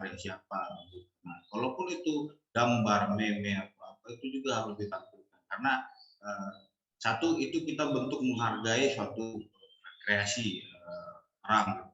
Namun yang kedua juga untuk melindungi kita sebagai komunikator bahwa kita itu menggunakan hak orang gitu, menggunakan karya orang agar tidak ada menghindari gugatan ke depannya. Nah, mungkin itu yang bisa saya sampaikan terhadap penggunaan media digital. Jadi sebenarnya etika jurnalistik ini bisa diterapkan dalam dalam penggunaan media digital. Kalau dalam bahasa jurnalistik, sebenarnya masyarakat saat ini sudah bisa menjadi jurnalis begitu, atau citizen journalism, jurnalisme warga. Nah, bagaimana warga masyarakat umumnya memanfaatkan media sosial, namun apapun informasi yang disampaikan hendaknya itu bisa ya tadi cross check, konfirmasi, terus mengecek sumbernya dari mana, menggunakan bahasa yang sopan, gitu, agar informasi yang diberikan tersebut mampu diterima dan menghindari gugatan hukum serta disinformasi oleh komunikan tadi. Begitu kira-kira. Demikian mungkin sedikit penjelasan dari saya tentang etika penggunaan media digital. Baik, terima kasih. Kembali ke Mbak Anin. Baik, terima kasih kepada Bapak Binton Simunang Khalid atas pemaparan materinya yang sangat luar biasa sekali ya Pak mengenai etika digital, bahwa dalam era digitalisasi ini kita harus memahami bagaimana cara menggunakan media digital dengan baik, dan pastinya kita juga harus beretika nih Pak ya dalam menggunakan media digital, seperti memberikan informasi yang bermanfaat, menggunakan bahasa yang sopan, dan menghargai karya orang lain ya Pak. Baik, terima kasih kepada Bapak Binton atas pemaparan materinya yang sangat luar biasa sekali. Nanti kita akan berjumpa lagi pada sesi tanya jawab ya Pak. Ya. Baik. Tak terasa kita sudah masuk ke pemateri kita yang terakhir, namun sebelum itu saya tidak akan bosan untuk mengingatkan kepada seluruh peserta yang ingin bertanya kepada para narasumber kita, jangan lupa untuk menyantumkan pertanyaannya sesuai dengan format yang telah dibagikan pada kolom chat. Jangan lupa juga untuk menyantumkan nomor telepon dan juga jenis emailnya. Baik, langsung saja kita ke pemateri kita yang terakhir, yaitu kepada Bapak Romaito Azhar selaku founder Millennial Democracy Institute. Selamat siang, Mbak. Apakah sudah bergabung sama kami? Ya, sudah. Baik, Bapak. Bagaimana Pak kabarnya hari ini? Ya, alhamdulillah baik, luar biasa. Alhamdulillah. Baik, Bapak, apakah sudah siap untuk memaparkan materinya? Baik, boleh, siap. Baik, dipersilakan kepada Bapak Romaito untuk memaparkan materinya selama 20 menit. Ya, sebentar saya share screen sebentar. Baik, Bapak, dipersilakan, kami tunggu.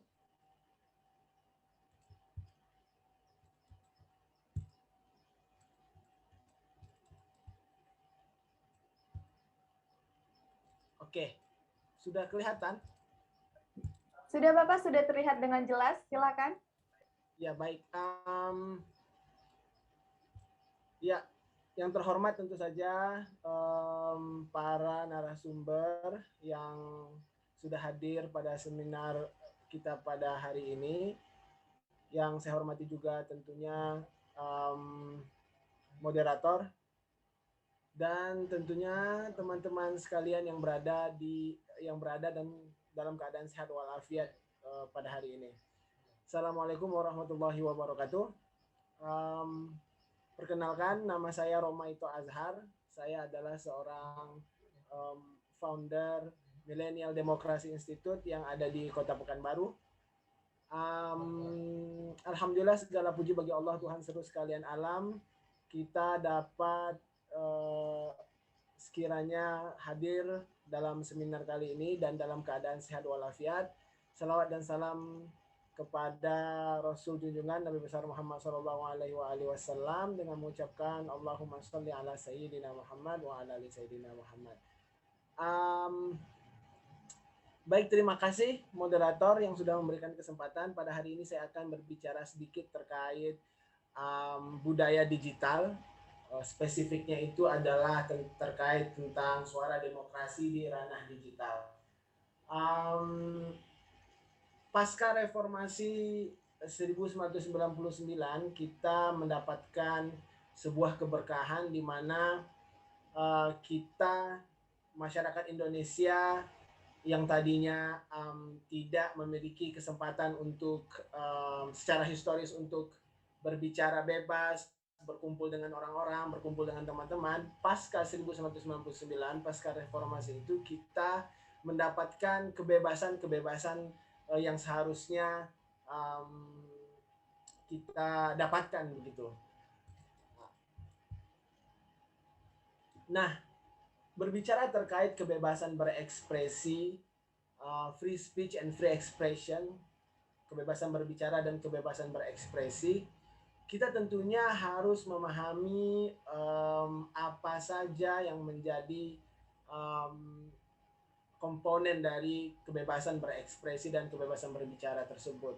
Kebebasan berekspresi tentunya ia adalah hak dari setiap individu,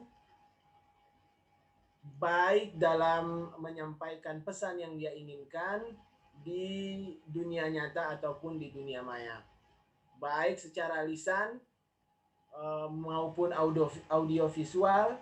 Kita punya hak untuk mengungkapkan apa yang kita ungkapkan. Hak ini juga berhubungan dengan kebebasan berserikat. Kita boleh berkumpul, membentuk sebuah gerakan, membentuk sebuah komunitas. Kita bebas untuk berkumpul secara damai, dan kita bebas pula untuk mengekspresikan apa yang sekiranya kita ingin ekspresikan, baik melakukan demonstrasi secara damai di forum-forum terbuka begitu. Nah, karena apa kita bisa melakukan berbagai macam kegiatan tersebut secara bebas? Alasan utamanya adalah karena kita dilindungi oleh Undang-Undang Dasar 1945 dalam amandemen kedua yang ditetapkan pada Agustus tahun 2000, Undang-Undang Dasar Negara Republik Indonesia tahun 1945. Khususnya pasal 28F mengakui bahwa setiap orang berhak untuk berkomunikasi dan memperoleh informasi untuk mengembangkan pribadi dan lingkungan sosialnya, serta berhak untuk mencari, memperoleh, memiliki, menyimpan, mengolah, menyampaikan informasi dengan menggunakan segala jenis saluran yang tersedia. Jadi teman-teman sekalian yang dirahmati oleh Allah Subhanahu wa taala, ini adalah sebuah kesyukuran bahwa kita mampu meraih kemerdekaan kita dalam bersuara, dalam berekspresi di dunia demokrasi, terutama yang ada di Republik Indonesia ini. Namun sebelum kita sadari bahwa hari ini kita juga, masyarakat juga itu di-shape atau lingkungan sosial masyarakat kita itu dibentuk dengan adanya perkembangan teknologi, internet dan lain sebagainya macamnya. Nah, tentu kita juga harus mengerti bahwa di dalam dunia demokrasi yang kita nikmati saat ini, dengan kebebasan berekspresi yang kita nikmati hari ini, kita juga harus memahami apa yang disebut dengan digital culture. Digital culture itu adalah sebuah konsep di mana konsep ini menjelaskan bagaimana sebuah teknologi itu membentuk sosial masyarakat kita hari ini. Dan sosial masyarakat kita hari ini itu pun membentuk apa budaya yang terjadi di dunia maya. Nah, jika konten-konten dunia maya yang kita resapi adalah konten-konten yang sekiranya tidak berpendidikan, tentu saja itu dapat berdampak bagi sosio masyarakat kita di dunia nyata. Begitu juga ketika kita di dunia nyata terlalu sering berkumpul atau melakukan aktivitas yang sekiranya tidak baik, dan kita ada kesempatan untuk mengekspresikan kebebasan berekspresi kita di dunia maya, maka itu juga membentuk sebuah komunitas dunia maya yang ini menjadi hasil dari ekspresi kejahatan tersebut. Maka yang harus dipahami oleh kita semua adalah saya sepakat dengan narasumber sebelum-sebelumnya, kita harus berhati-hati, kita harus aware bahwa dalam berekspresi ada batasan-batasan budaya yang harus kita pahami. Kita harus memahami apa yang disebut dengan understanding cultural differences. Kita harus mengetahui bahwa khusus yang ada di Indonesia ini, kita harus mengetahui bahwa kita berbeda. Banyak perbedaan kita di Indonesia ini, dari Sabang sampai Merauke, orang Jawa, orang Batak, orang Minang, orang Bugis, orang Melayu. Khusus kita yang ada di Indragiri Hulu ini, kita juga bukanlah masyarakat yang homogen, kita adalah masyarakat yang heterogen, ada berbagai macam suku. Nah, ketika di dunia maya, kita juga harus berhati-hati untuk mengungkapkan ekspresi kita. Kita harus melakukan telaah terhadap latar belakang budaya orang yang memposting tersebut, apa gerangan alasan dia memposting sekiranya pesan-pesan yang ada yang kita dapatkan di WhatsApp, di Instagram, di Facebook, gitu. Dan kita juga harus mengetahui perbedaan cara menggunakan bahasa. Karena ketika diketik itu kan ada pemahaman-pemahaman yang sekiranya orang Jawa itu sangat lembut, biasa saja. Tapi kita orang Melayu menganggapnya, wah ini sebuah problem. Nah, kita harus memahami itu. Kalau takut-takut khawatir akan terjadi masalah terkait balasan komen kita di dunia maya itu dapat menimbulkan efek samping melanggar undang-undang ITE, maka sebaiknya tidak usah dilakukan.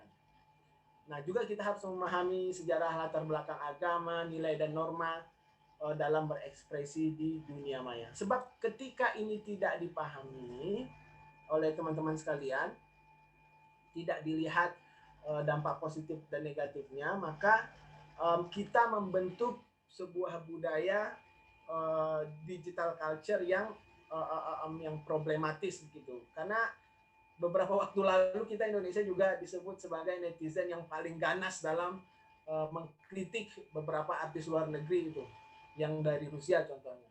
Nah, itu adalah bentuk ekspresi yang sekiranya dilakukan oleh masyarakat Indonesia terkait konten tertentu.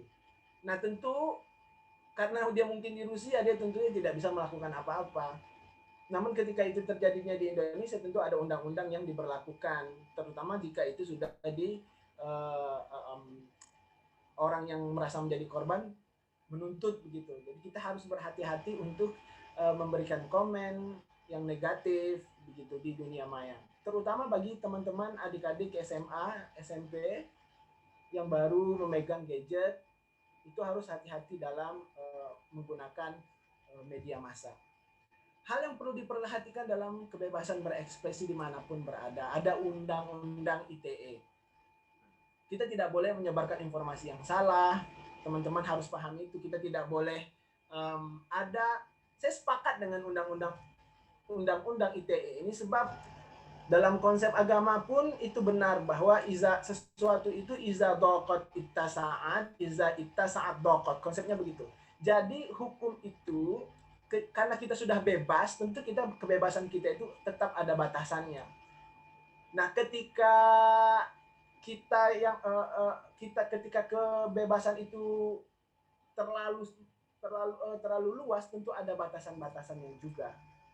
Nah, maka perlu kiranya undang-undang ini digunakan sebagai alat untuk mereduksi sekiranya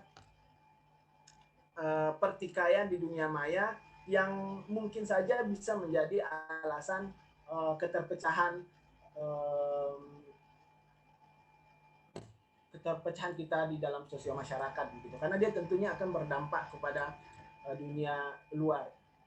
Contohnya saja itu terkait vaksinasi. Kebetulan saya adalah penyintas COVID-19. Nah, banyak sekali orang yang tidak percaya terkait vaksinasi.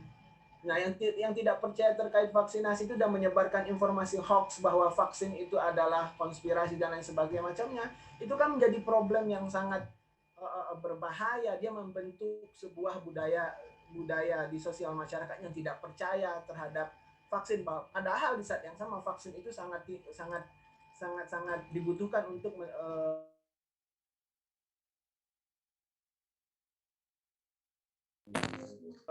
imun kita. Gitu. Ada hal yang perlu kita pahami bahwa kita harus adjust yourself, kita harus menyesuaikan kondisi lingkungan kita, di mana kita berada. Kalau kita orang Melayu ini kita sebut di mana bumi dipijak, di situ langit dijunjung. Nah, kita harus menyampaikan informasi yang betul.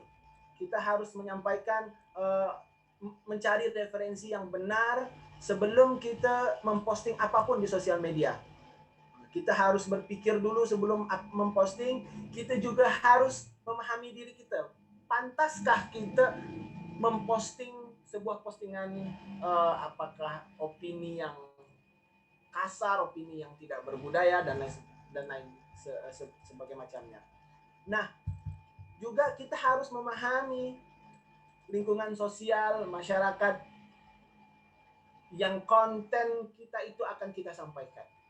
Tersinggung enggak masyarakat Melayu? Contohnya ada beberapa kasus, satu kasus beberapa waktu yang lalu di Pekanbaru Riau, di mana ada seorang influencer yang terkenal yang sekarang ini lagi kena COVID-19, yang tadinya dia tidak percaya bahwa dia tidak akan bakal kena COVID-19, datang ke tanah Melayu menggunakan tanjak tapi pakai celana pendek. Itu kan sudah dan disebarkan di dunia maya. Tentu hal ini mendapat kritikan dari sosial masyarakat Melayu bahwa tanjak itu tidak boleh digabungkan dengan celana pendek, bahwa jilbab itu tidak boleh digabungkan tanpa baju kurung, begitu. Nah, ini menjadi problem. Kalau tidak mau dihujat dan ingin tetap berada di Provinsi Riau, tentu kita harus mengikuti budaya-budaya, nilai-nilai yang ada di Provinsi Riau. Karena orang Melayu kita ini sangat taat dengan kesopanan gitu. Sebagaimana yang dikatakan oleh Rasulullah SAW itu, likulli maqalin maqamun wa likulli maqamin maqalun. Jadi ketika kita berekspresi, berbicara, kita harus melihat tempat di mana kita berbicara agar kita membentuk society, sebuah lingkungan, sebuah kelompok yang bagus begitu. Begitu juga sebuah tempat itu membutuhkan apa yang disebut kata-kata yang tepat begitu. Tidak boleh pula misalnya di dunia Melayu ini Anda berkata-kata misalnya begitu, berkata-kata kasar yang terlalu berlebihan, tidak menghormati orang tua, baik di dunia maya ataupun di dunia realitas. Jadi setiap tempat itu memiliki perkataan dan setiap perkataan itu memiliki tempatnya masing-masing. Itu harus dipahami oleh kita semua. Baik, kita harus pahami bahwa kita berbeda-beda dan perbedaan itu seharusnya tidak membuat kita terpecah belah. Perbedaan itu seharusnya membuat kita menjadi orang-orang yang terbaik, baik dalam berekspresi, baik dalam berbicara di dunia maya ataupun di dunia realitas. Karena kita harus membentuk sebuah kelompok masyarakat yang baik, cara pandangnya yang baik, hatinya baik pula, tingkah laku perangainya dan berintegritas. Itu saja yang dapat saya sampaikan. Lebih dan kurang saya mohon maaf. Billahi taufiq wal hidayah. Assalamualaikum warahmatullahi wabarakatuh. Waalaikumsalam warahmatullahi wabarakatuh. Baik, terima kasih kepada Bapak Rumaito Azhar atas pemaparan materinya, sangat luar biasa sekali mengenai budaya digital ya Pak. Nah, tadi saya sedikit mengutip dari materi Bapak bahwa budaya digital ini merupakan salah satu bentuk atau cara kita berkomunikasi, namun dalam dunia maya atau dunia digital. Walaupun di dalam dunia digital ini kita memiliki kebebasan untuk berekspresi, tetapi kita juga harus berhati-hati karena adanya batasan-batasan budaya yang harus kita pahami, karena di negara kita ini beragam sekali ya Pak, suku bangsanya, agama, dan juga latar belakangnya. Baik, terima kasih luar biasa sekali Bapak Rumaito atas pemaparan materinya. Nah, para hadirin, sudah keempat narasumber kita yang memaparkan materi yang sangat luar biasa hari ini, dan kalau saya lihat nih dari kolom chat sudah banyak sekali teman-teman yang excited banget untuk bertanya lebih lanjut kepada pemateri kita. Namun sebelum itu saya ingin mengingatkan kembali kepada para penanya yang ingin menanyakan pertanyaannya kepada para narasumber kita, jangan lupa untuk menyantumkan pertanyaannya sesuai dengan format yang telah kami bagikan pada kolom chat, dan juga jangan lupa untuk menyantumkan nomor telepon dan juga jenis imaninya. Baik, langsung saja kita akan ke penanya kita yang pertama yang akan bertanya secara langsung kepada Bapak Cecep Nurul Alam STMT, yaitu kepada Saudari Fitrah Rasidi. Apakah sudah dapat bergabung bersama kami? Baik, mohon maaf. Bapak Fitrah Rasidi, dipersilakan untuk menanyakan pertanyaannya langsung kepada Bapak Cecep. Ya Mbak, terima kasih sebelumnya kepada Mbak moderator. Ya, jadi gini Pak, saya mau menanyakan ke Bapak tentang di era digital ini sangat mudah kita sebagai pengguna mendapatkan berita, baik berita benar ataupun palsu, ataupun hoax. Bagaimana cara kita membedakan informasi yang benar ataupun informasi hoax? Karena terkadang kita ketahui informasi hoax juga terlihat meyakinkan gitu Pak. Baik, dipersilakan kepada Bapak Cecep untuk menanggapi pertanyaannya. Terima kasih Pak Fitra Rasidi. Ini pertanyaan yang bagus sekali ya, dan ini harus diketahui juga oleh semua. Jadi cara ngecek hoax itu kita kalau lihat beritanya itu biasanya dia opini gitu, jarang fakta gitu, nggak ada data, nggak ada apa-apa. Tahu-tahu tulisannya tanda seru gitu kan, tahu-tahu tulisannya di bold gitu atau huruf besar semua gitu kan. Atau di bawahnya nyuruh-nyuruh, silahkan sebarkan, silahkan wah itu dana-dana provokasi biasanya kayak gitu kalau dari kontennya. Nah kita caranya kayak seperti apa? Cek dulu sumbernya kayak tadi Pak, domainnya apa nih? Nah kalau misalnya government ya masa iya sih ya government gitu-gitu amat gitu kan. Kebanyakan sih pasti domainnya aba-aba gitu, atau link buatan gitu kan kayak tadi bit.ly / bla bla bla bla bla gitu kan.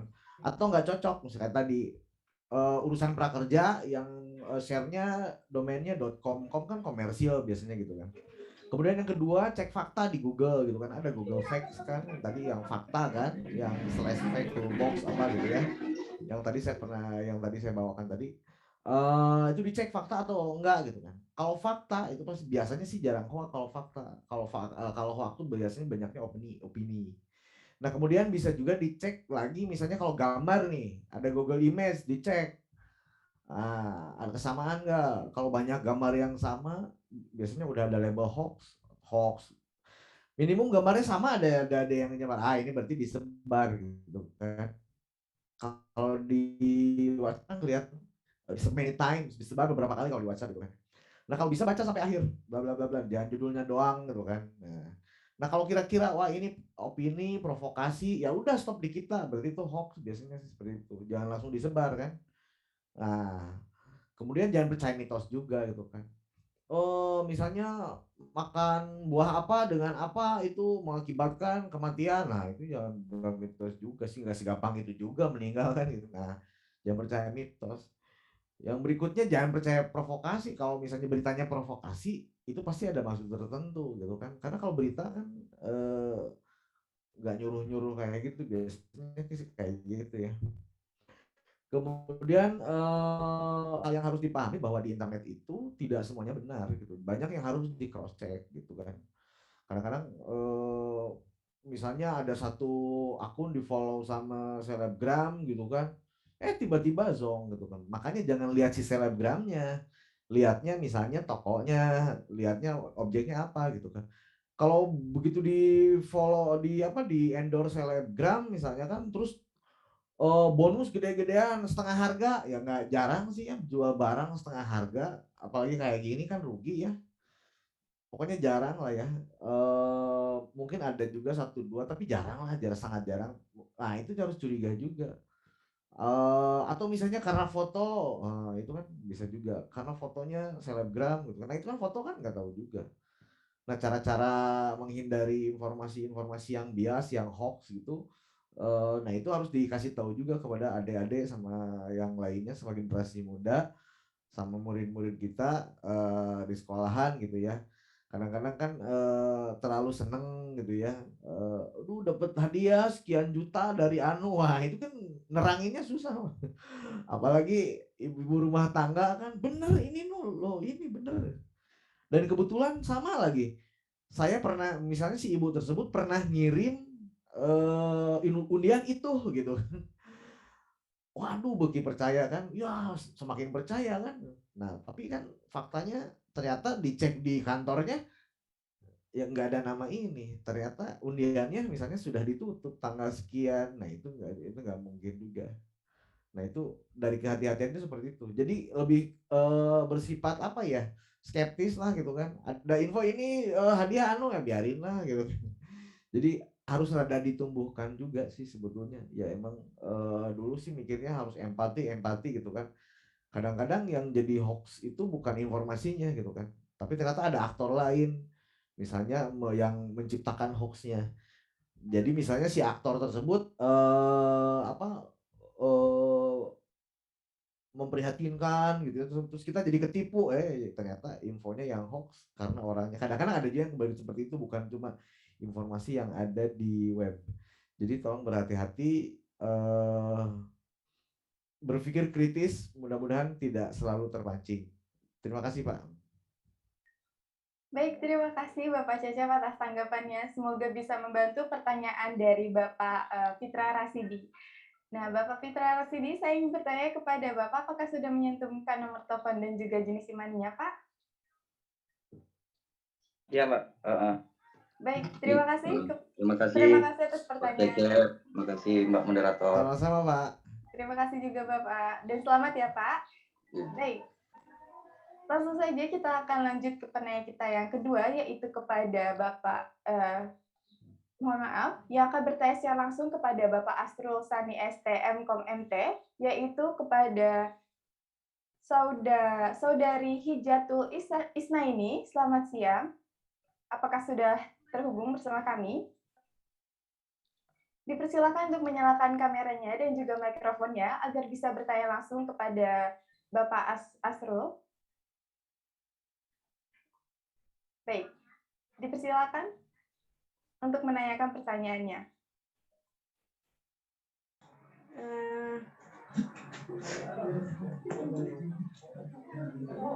Maaf, sebentar ya. Lupa kayaknya pertanyaannya nih yang ditulis. Ya, terima kasih sebelumnya atas kesempatan. Suara saya terdengar? Terdengar, Mbak. Oh iya. Terima kasih sebelumnya atas kesempatannya.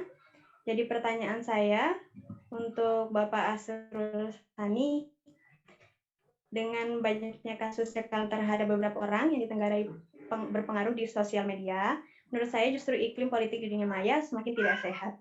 Nah, jika memang begitu, apakah memang grand design dinamika masyarakat maya yang diinginkan pemerintah seperti itu?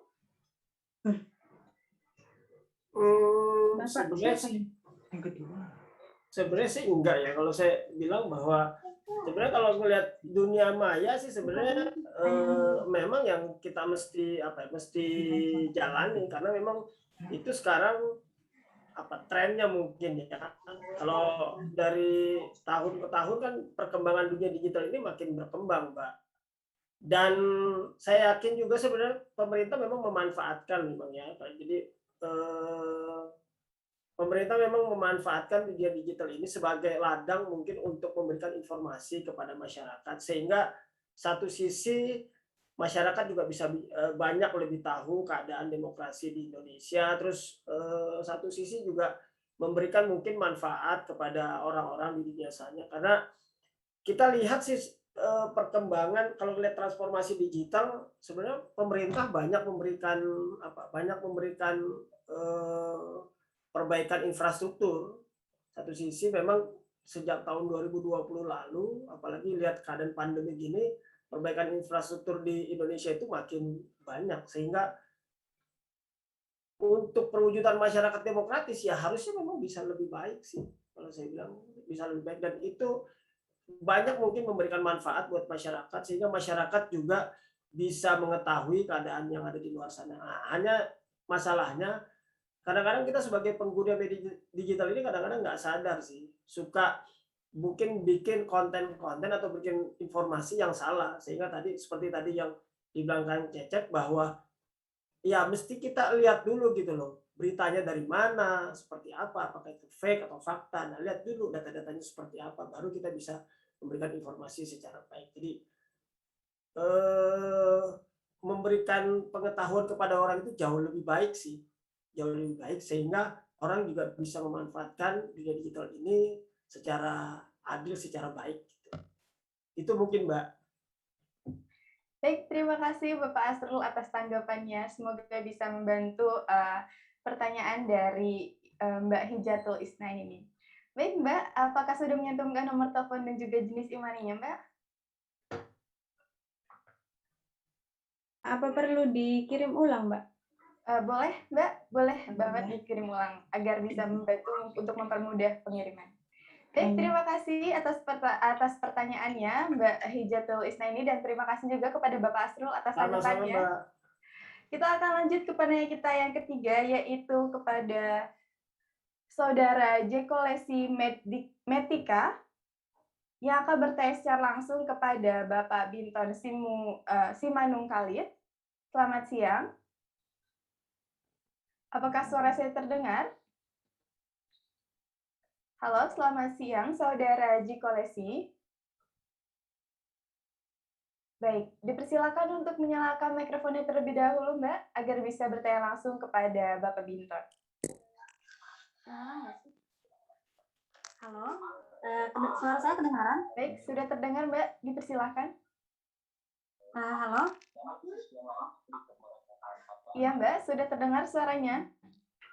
Apakah suara saya terdengar, Mbak? Halo, Mbak. Halo, Mbak, apa suaranya kedengaran? Iya, Mbak, suaranya sudah terdengar, Mbak. Apakah suara saya yang tidak terdengar, Mbak? Sudah kedengaran suaranya, Mbak, ya? Ya, sudah, Mbak. Dipersilakan, Mbak, untuk menanyakan pertanyaannya. Ya, nanti cari tunggu ya, nanti tanya dulu.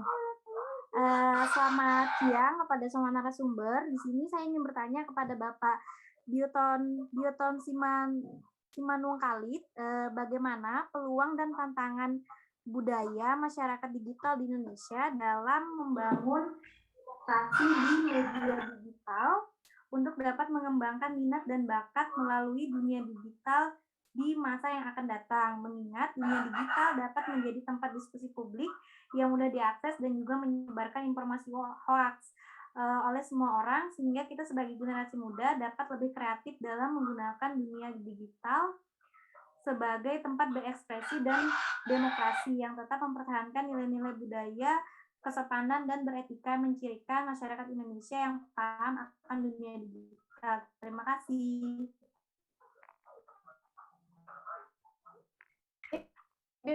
Silakan kepada teman.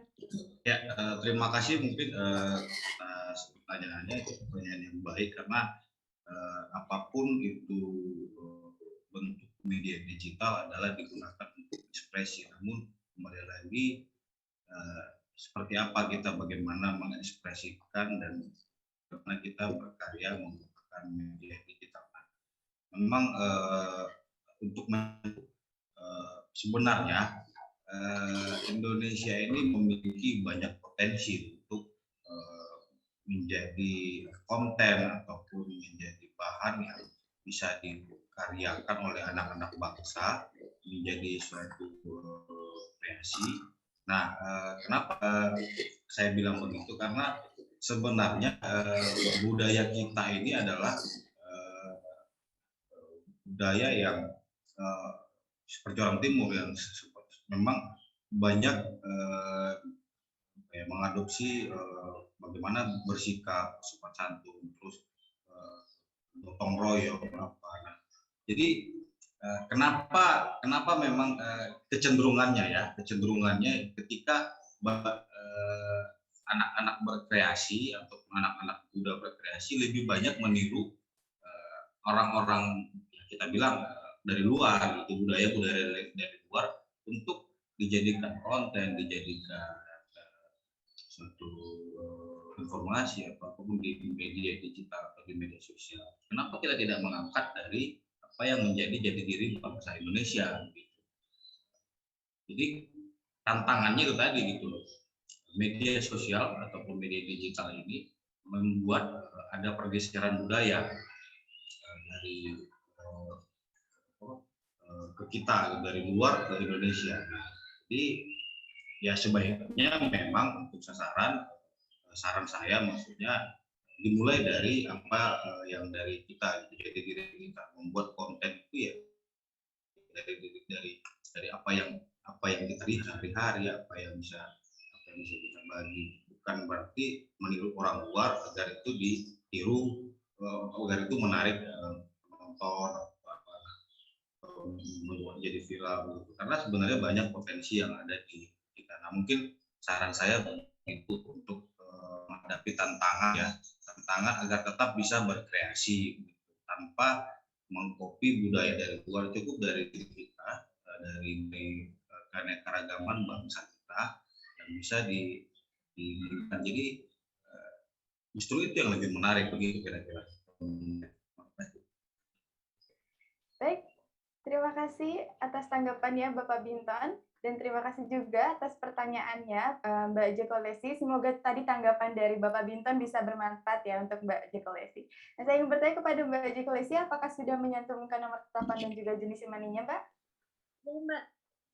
Baik, terima kasih dan selamat ya, Mbak. Baik, langsung saja kita akan lanjut ke penanya kita yang terakhir yang bertanya secara langsung kepada Bapak Romaito Azhar, yaitu kepada saudari Sandri Ani, apakah sudah dapat bergabung bersama kami? Baik, dipersilakan untuk bertanya langsung kepada Bapak Romaito. Selamat sore, Pak. Saya mau bertanya, menurut Bapak, dengan banyaknya orang yang salah dalam menggunakan media sosial dengan berkomentar negatif, apakah kebebasan pendapat perlu dibatasi di dalam ruang digital, Pak? Terima kasih. Baik, silakan ditanggapi, Bapak. Ya, seperti yang saya sampaikan tadi bahwa kita di dunia demokrasi itu bebas untuk berekspresi. Namun kita juga harus lihat-lihat sekiranya pendapat kita atau pesan yang kita sampaikan itu membuat orang tersinggung atau ada unsur saranya, lebih baik ditinggalkan begitu, atau lebih baik tidak chat sama sekali. Memang ada sedikit problem, ada memang beberapa pakar yang mengatakan bahwa undang-undang ITE ini menjadi problematis, namun tetap harus kita pahami bahwa undang-undang tersebut Halo, masih dengar? Masih, Pak. Ya, undang-undang tersebut digunakan untuk mereduksi, saya pikir begitu, mereduksi agar tidak terjadinya pertikaian secara online dan menyelamatkan pribadi kita masing-masing. Nah, lebih daripada itu, tanpa undang-undang pun sebenarnya, karena kita orang Indonesia, kita tentu adalah manusia-manusia yang berbudaya begitu. Harus perhatikan kepada siapa kita berbicara, bagaimana kita berbicara. Di dunia realitas saja kita begitu, tentu di dunia maya juga. Nah, harusnya itu dijadikan kebiasaan. Tidak boleh, saya pikir tidak boleh sembarangan dalam memberikan pendapat-pendapat bebas tapi beradab begitu loh. Karena kita bukan Amerika, kita bukan orang Eropa, kita adalah bangsa Indonesia. Jadi kebebasan kita itu kebebasan yang beradab. Ini bebas-bebas nanti kayak artis itu kan. Makanya harus hati-hati. Itu tuh adalah kebebasan yang kebablasan itu. Tidak, kalau sekiranya dia melakukan hal itu di Bali mungkin tidak menjadi masalah karena di Bali itu masyarakatnya cukup heterogen. Tapi kalau dia melakukan hal itu di dunia Melayu ini atau di Pekanbaru atau di Indragiri Hulu, tentu kena tangkap. Apa pula dia telanjang di tepi jalan, itu kan tak boleh. Nah, begitu. Karena ini ya melanggar nilai-nilai budaya. Saya pikir demikian. Terima kasih. Terima kasih, Pak. Baik, terima kasih atas tanggapannya Bapak Romaito dan terima kasih juga kepada Mbak Sandriani atas pertanyaannya. Saya ingin bertanya kepada Mbak Sandriani, apakah sudah menyantumkan nomor telepon dan juga jenis money-nya? Sudah, Mbak. Baik, terima kasih atas pertanyaannya dan selamat ya Mbak. Baik, para hadirin, mungkin tadi pertanyaan dari Mbak Sandriani bisa menutup sesi tanya jawab kita pada hari ini. Dan luar biasa sekali ya peserta kita pada hari ini. Sekali lagi terima kasih kepada para penanya atas pertanyaannya dan juga para narasumber atas tanggapan dan ilmunya pada hari ini. Tetapi jangan kemana-mana dulu karena kita akan kembali berbincang dengan key opinion leader kita yang tadi sudah kita sapa di awal sesi. Kepada Kak Nalia Rifika, apakah masih bergabung bersama kami? Halo, masih dong. Baik, masih semangat kan Kak? Iya. Baik, tentunya harus semangat ya walaupun sudah sore seperti ini. Baik Kak, bagaimana nih tanggapan dari Kak Nalia terhadap pemaparan materi atau materi dari para narasumber kita hari ini? Iya, menurut saya bagus banget ya yang dari tadi di-share sama empat narasumber yang tadi udah sharing gitu. Dan memang masalah di Indonesia saat ini tuh orang-orang kalau di dunia maya itu suka agak lupa menjaga adabnya gitu ya. Ini yang harus sangat diperhatikan apalagi kalau kita ngomongin demokrasi di ruang digital gitu, di media digital. Jadi benar-benar harus menjaga adab, bertutur kata tetap yang sopan walaupun mungkin kita tidak bertemu secara real gitu, secara nyata, tapi tetap pakai kata-kata yang sopan dan kalau kita share sesuatu pun share-lah hal-hal yang valid, yang baik, yang tidak merugikan orang lain juga.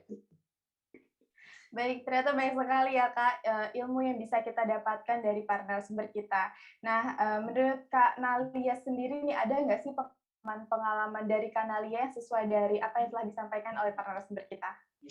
Kalau pengalaman mungkin kalau yang tadi tuh biasanya info-info hoax itu ya itu lumayan banyak kayak biasanya di grup WhatsApp ya, karena kalau misalkan di sosial media kalau di Instagram, karena saya lebih banyaknya di Instagram itu nggak terlalu, tapi kalau di grup WhatsApp, apalagi grup keluarga itu sering banget itu ada info-info hoax-hoax gitu yang kayak segala macam disebarkan yang walaupun padahal pas kita baca ini sih udah kebaca banget ini sebenarnya hoax, tapi tetap aja disebarkan. Itu sih paling kalau yang sangat berasa ya. Kalau yang lain-lain menurut saya apalagi ya, paling kalau kayak konten-konten viral itu tadi juga kan dijelasin ya sama narasumber. Kalau menurut saya kalau konten-konten viral itu kalau memang nggak ada faedahnya, nggak usah ikut menyebarkan. Bahkan kalau saya memilih nggak usah untuk ikut-ikutan komen, karena semakin kita komen, orang akan semakin penasaran, orang akan cari tahu apa sih yang lagi viral gitu. Kalau menurut saya kalau yang viral-viral nggak baik itu udahlah, nggak usah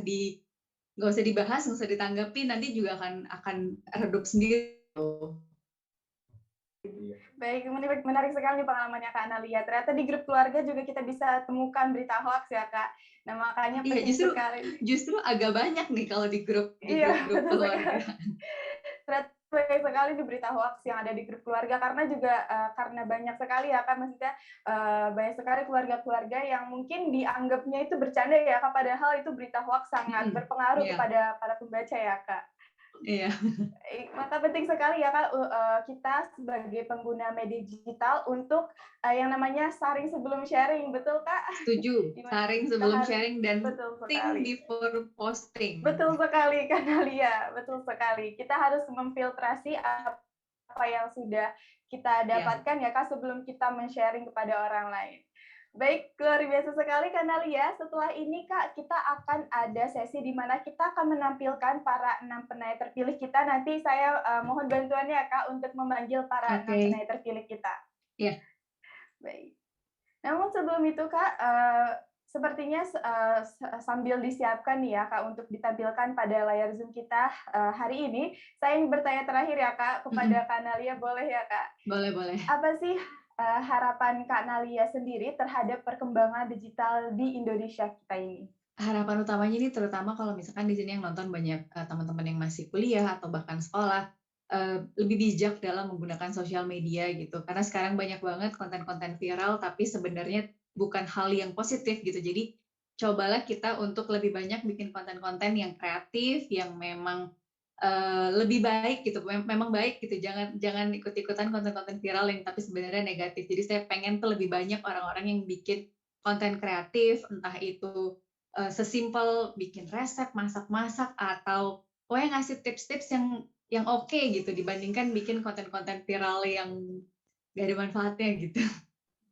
Baik, luar biasa sekali Kak Nalia harapannya untuk bangsa kita ini. Udah ada nih ya 6 orang. Iya Kak, sudah ada. Dimohon bantuannya Kak untuk memanggilkan para 6 penanya terpilih kita. Oke, ini selamat buat 6 penanya. 1, Dewa Kuswoyo.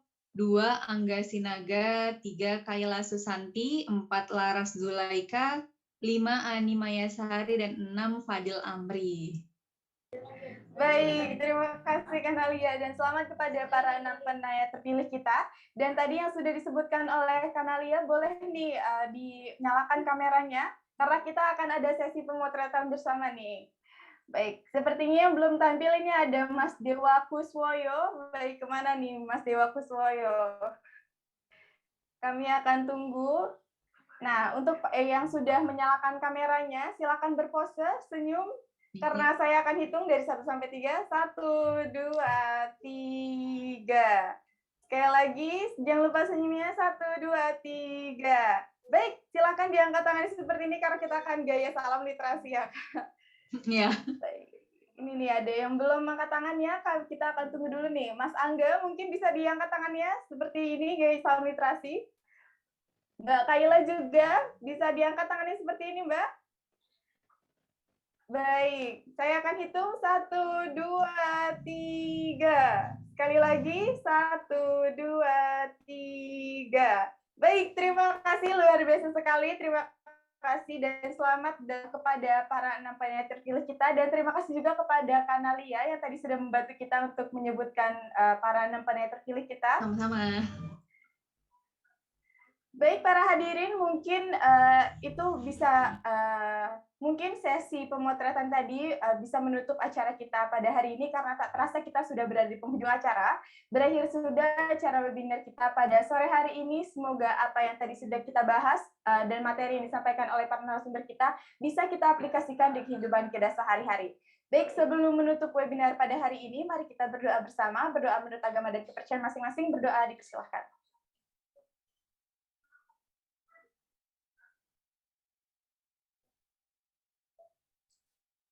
Berdoa selesai.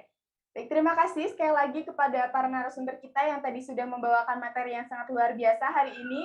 Kepada key opinion kita tadi Kak Nalia yang sangat menarik sekali ya sharing-sharingnya dan pengalaman dan juga harapannya terhadap bangsa kita. Terima kasih juga kepada para penanya yang sudah memberikan pertanyaannya dan juga seluruh peserta webinar hari ini yang sangat luar biasa sekali semangatnya.